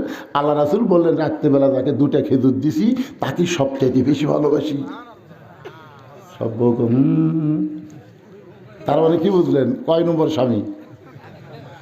জিহাদের ময়দানে 1 নম্বর সেনাপতি, আবার মদিনার মেম্বরে 1 নম্বর রাষ্ট্রপতি। এই কারণে আল্লাহ বলেছেন, লাকাদ কানা লাকুম ফি রাসূলিল্লাহি উসওয়াতুন হাসানা। বাইজিদ বোস্তামি জায়নামাজ বিছায়া, মনে আছে না? ভুলে গেছেন? নিচে হলো নাফাক, উপর হলো পাক। 4 রাকাত সালাতুল হাজত। আল্লাহ কোরআন শরীফের মধ্যে বলেছেন, ইয়া আইয়ুহাল্লাযীনা আমানুস্তাঈনু বিস-সাবরি ওয়াস-সালাত ইন্নাল্লাহা মা'আস-সাবিরিন। কে রে? মসজিদের উন্নয়ন কল্প মাহফিল, এই মসজিদের আয়াত করলাম, তারপরও আল্লাহু আকবার বের হয় না। আল্লাহ বলতেছেন, যারা আমাকে বিশ্বাস স্থাপন করেছো, তোমরা যদি আমি আল্লাহর কাছে কিছু পাবার চাও, ওই ভারতের দিকে তাকা লাগবে না তো, যে ভারত আমাকে পেজ বন্ধ করে দিয়েছে। ভাই, ওই যে হতাশা লিখ, আফসোস লিখ, তারা বলতেছে আর কি খাবো। আপনি বলেন তো, 11-12 বছরের মধ্যে আজকে যে পেঁয়াজের দাম কম, এরকম দেখছেন? কত দাম? 30 টাকা কেজি। কি কথা? ইউনুস নবীরে খাইল মাছেতে গিলিয়া, ফেরেশতা পাঠাইলেন আল্লাহ ইসমে আজম দিয়া, দমে দমে সে হরদম পড়ে সে ইসমে আজম, মাছেরই উদর হইতে বাঁচাইলা প্রাণ। সবাই বলে আল্লাহু আল্লাহু, তুমি জাল্লে জালালুহু, শেষ করা তো যায় না গে তোমার গুণগান। বর্তমানে ক্ষমতার চেয়ারে আল্লাহ দ্বারে বসাইছে, সে হলো বিপদের দোয়া ইউনুস। বিপদে পড়লে আপনার কোন দোয়া পড়েন? এখন কে বসে আছে?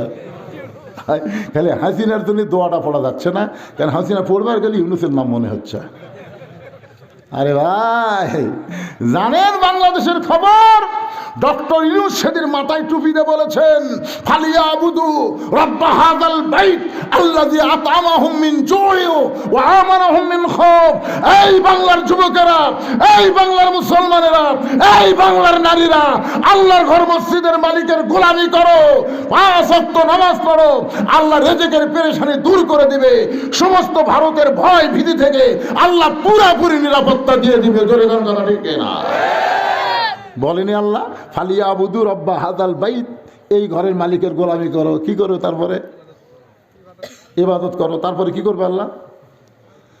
আল্লাযী পড়ে, আল্লাযী আত'আমাহুম মিন জু'ইন ওয়া আমানাহুম মিন খাউফ। তোমাদের রিজিকের কোনো পেরেশানি থাকবে না, ভারত রিজিক দিবে না, রিজিক দিবে আমার আল্লাহ।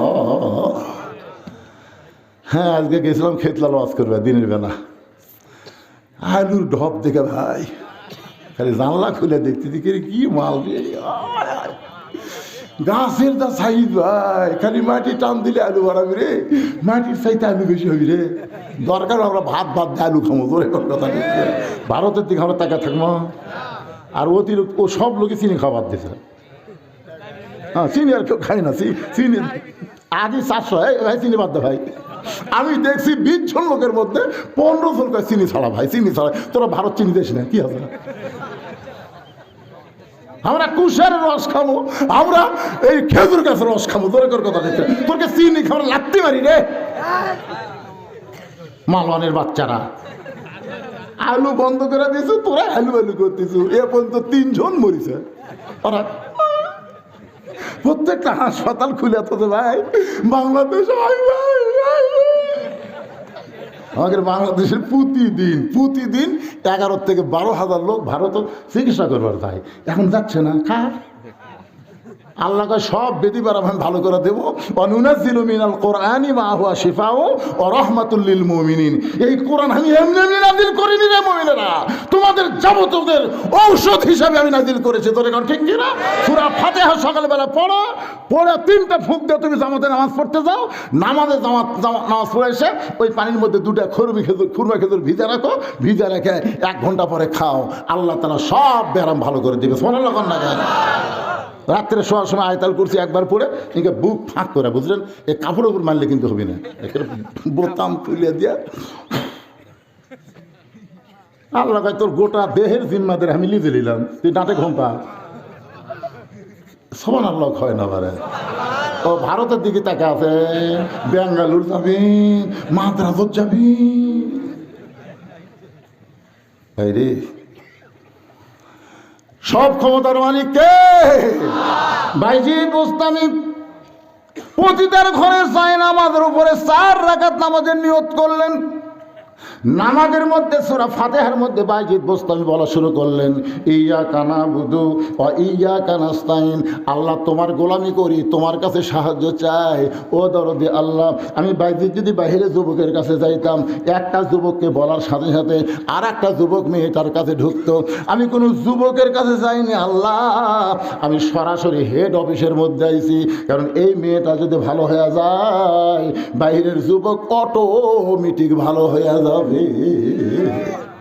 আপনাকে রত্নাগাড়ির যদি 2টা মেয়ে বেপর্দা হয়, বেশি ভালো লাগবে না, সব মেয়েই ভালো, কিন্তু 2টা মেয়ে গোটা পাড়া ঘরে বারে হাইহিল পরে কিলকিল করে, এই 2টা মেয়ে কার রে?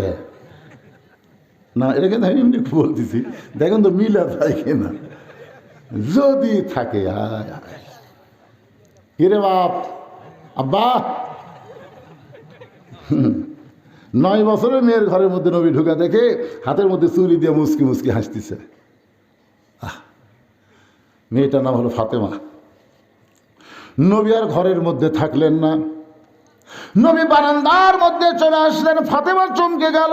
যেই বাবা ঘরের মধ্যে ঢুকে আমাকে মা মা বলে আদর করে, আর সেই বাবা ঘর থেকে বাইরে গেল। ফাতেমা দৌড়ে এসে বাইরে দেখে নবীর চোখ দা দর দর করে পানি পড়তেছে। ফাতেমা বলে, বাবা কি দুঃখ আপনার মনে, এমন করে কেন কাঁদতেছেন? রাসূল বলে, ফাতেমা যে দুনিয়াতে সাজবে মা, আল্লাহ তার আখিরাতের শ্বাস কমায়া দিবে। শুধু এইটুকু বলার সঙ্গে সঙ্গে ফাতেমা হাতের চুরি খুলে মাটি ফাইলা দেয়। নবী দৌড়ে গিয়ে চুরি 2টা কুড়ে ফাতেমাকে কাছে নিয়ে কপালে একটা চুমা দেয়।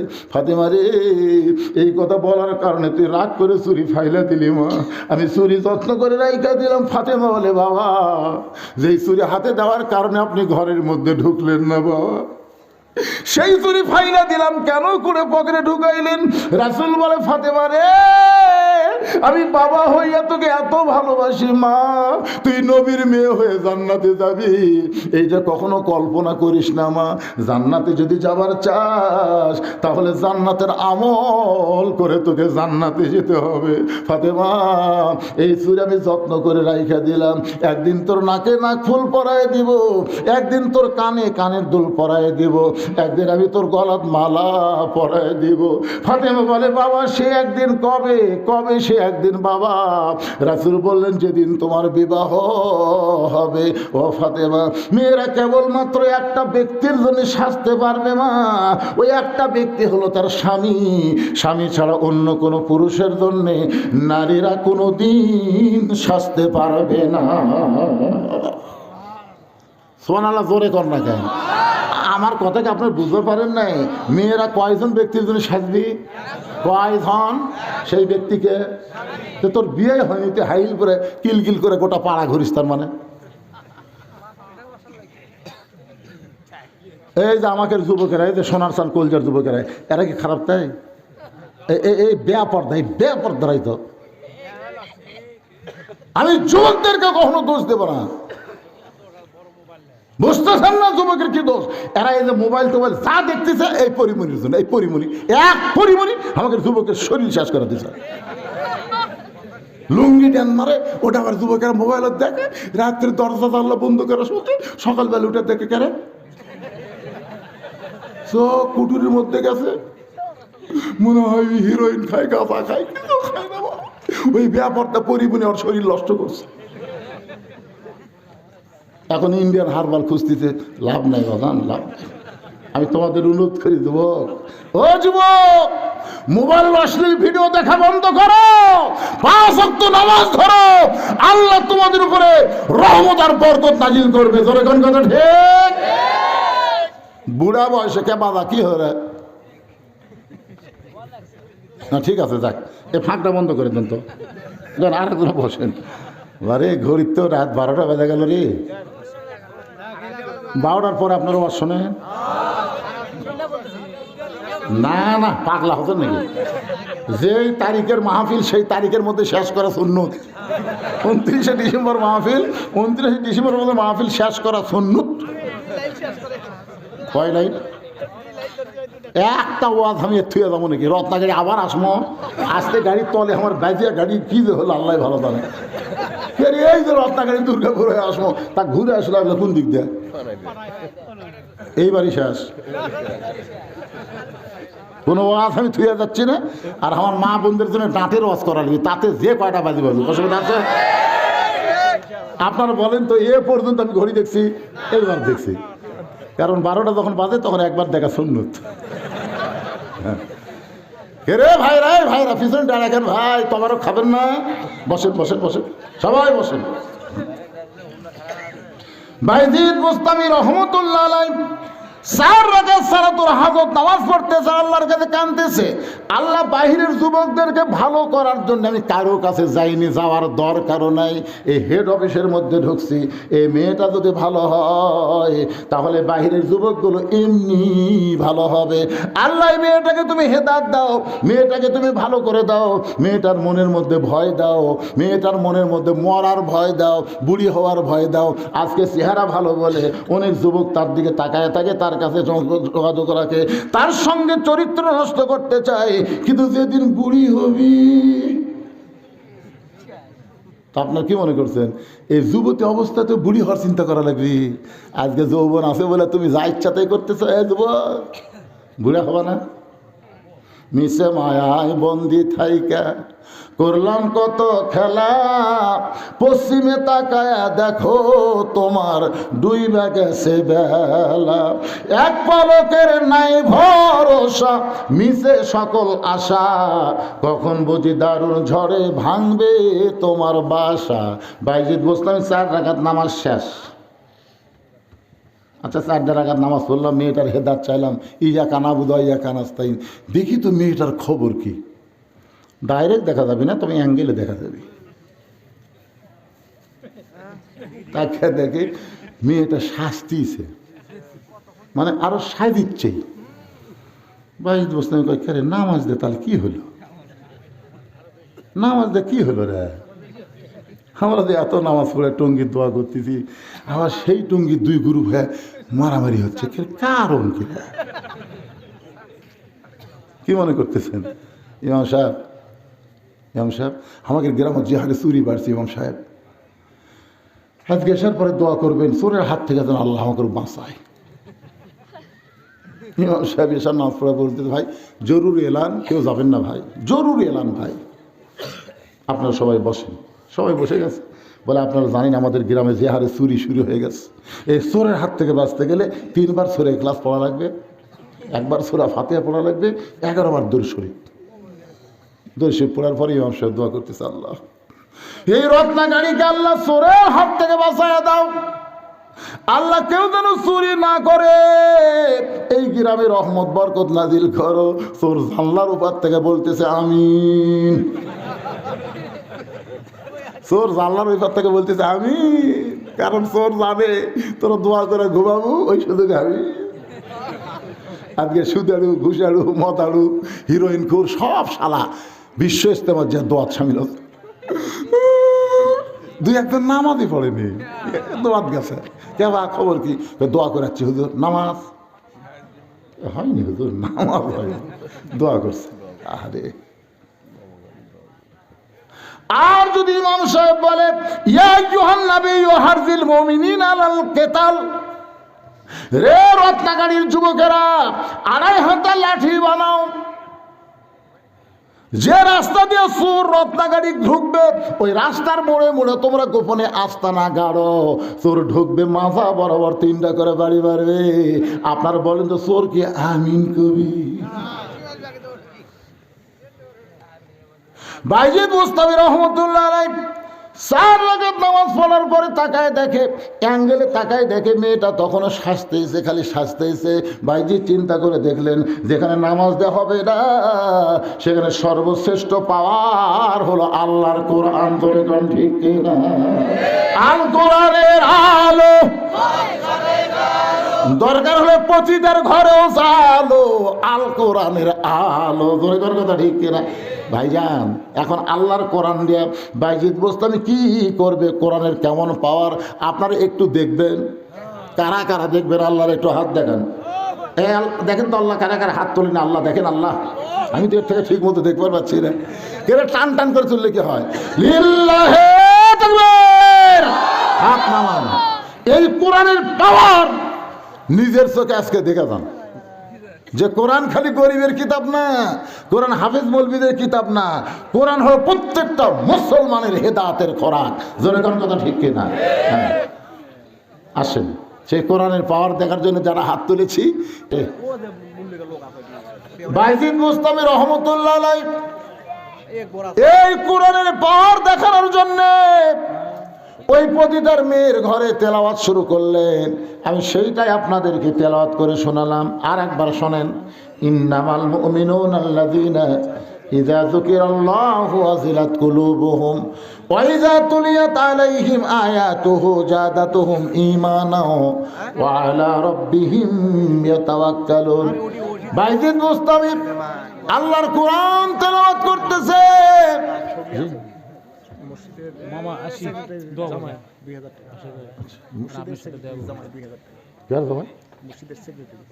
মসজিদের সেক্রেটারি সাহেবের জামাই 2000 টাকা দান করছে, একটা জামাই পাওয়া গেল। এই সেক্রেটারি সাহেব আপনি দান করছেন? কোনটা সেক্রেটারি? আচ্ছা, আপনার এইরকম দায়িত্ব কোন লোক? ভান্ডারখানা, এ ভান্ডারখানা মানে কি? হায় হায়, ভান্ডারখানা, ভান্ডারখানা মানে কি যে ভান্ডারের করতে ভাই?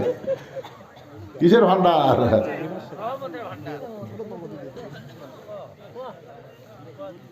বাইজিদ বুস্তামি আল্লাহর কোরআন তেলাওয়াত করতেছে। ওই খারাপ মেয়েটা মাথায় ঘোমটা দিয়া বাইজিদ বুস্তামির পিছনে চুপটি করে বসে গেছে। আপনার বলেন তো কোরআনের পাওয়ার কম না বেশি? যত প্রকার গান আমরা শুনলাম এই 2-1 বছরের মধ্যে, মনে হচ্ছে এই গান হলো সুপার হিট। এই গানের মতন হিট আর কিছু থাকবে না। শোনা 2-4-5 দিন পরেই দেখে ওই গানকে কভার গেলে এত বাদাম বাদাম। আমার ছোটো ভাইটা তখন বলছিল বাদাম বাদাম, কোরআন দেখে ভালোই লাগতেছে। 4-5 দিন পর দরকার বাদাম বাদাম, ঠাস করে তল মারতি করে কি কিসের বাদাম। তার মানে বোঝা গেল যত গান সুপার হিট হোক 1বার 2বার 3-4বার শোনার পরে আর ভালো লাগে না।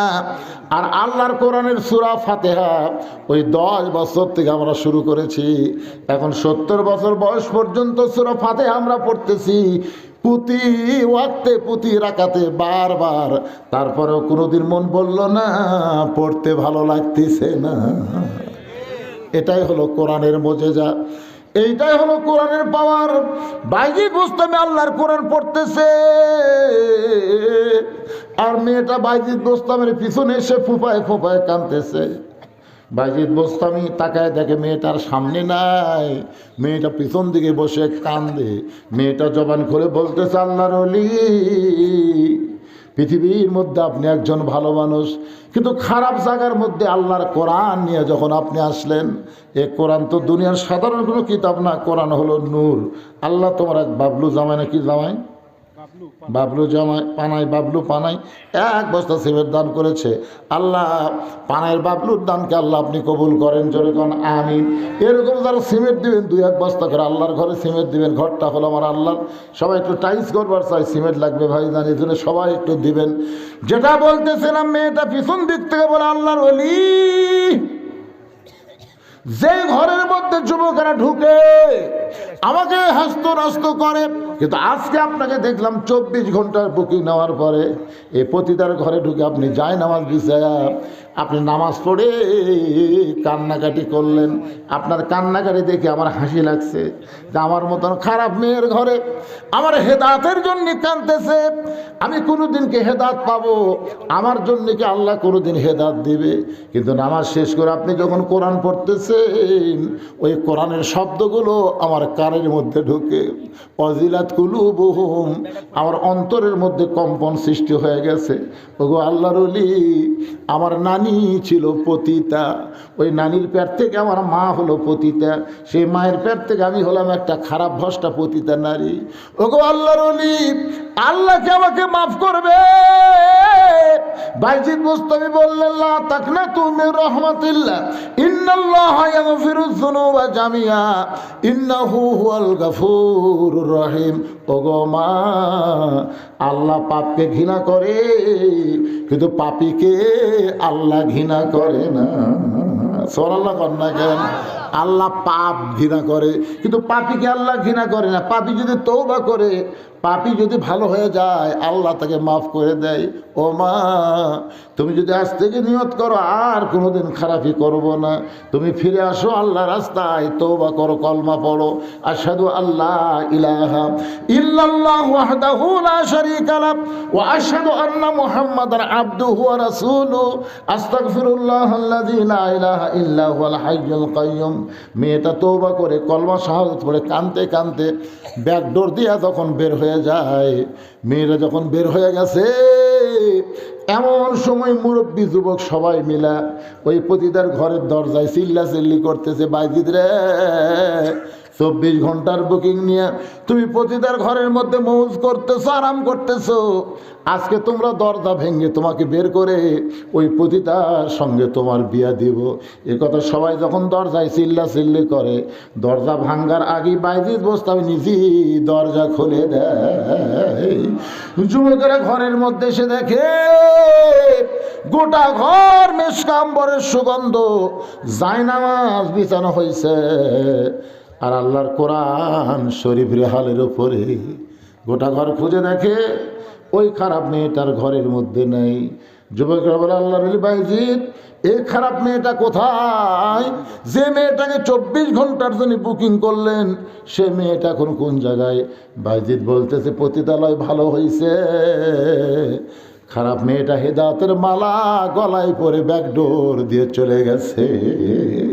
সমস্ত যুবক বৃদ্ধরা কান্দের, বলে, ওলি গো, আপনার মতন ভালো মানুষ খারাপ জায়গায় গেলে সে খারাপ জায়গা যদি ভালো হয়ে যায়, আজকে বাংলাদেশের সংসদ যতই খারাপ হোক না কেন, ওখানে আর খারাপ মানুষকে আমরা পাঠাবার চাই না, আমরা ভালো মানুষকে আল্লাহর কোরআন দিয়ে পাঠাবার চাই। ধরে বলেন ঠিক কি না?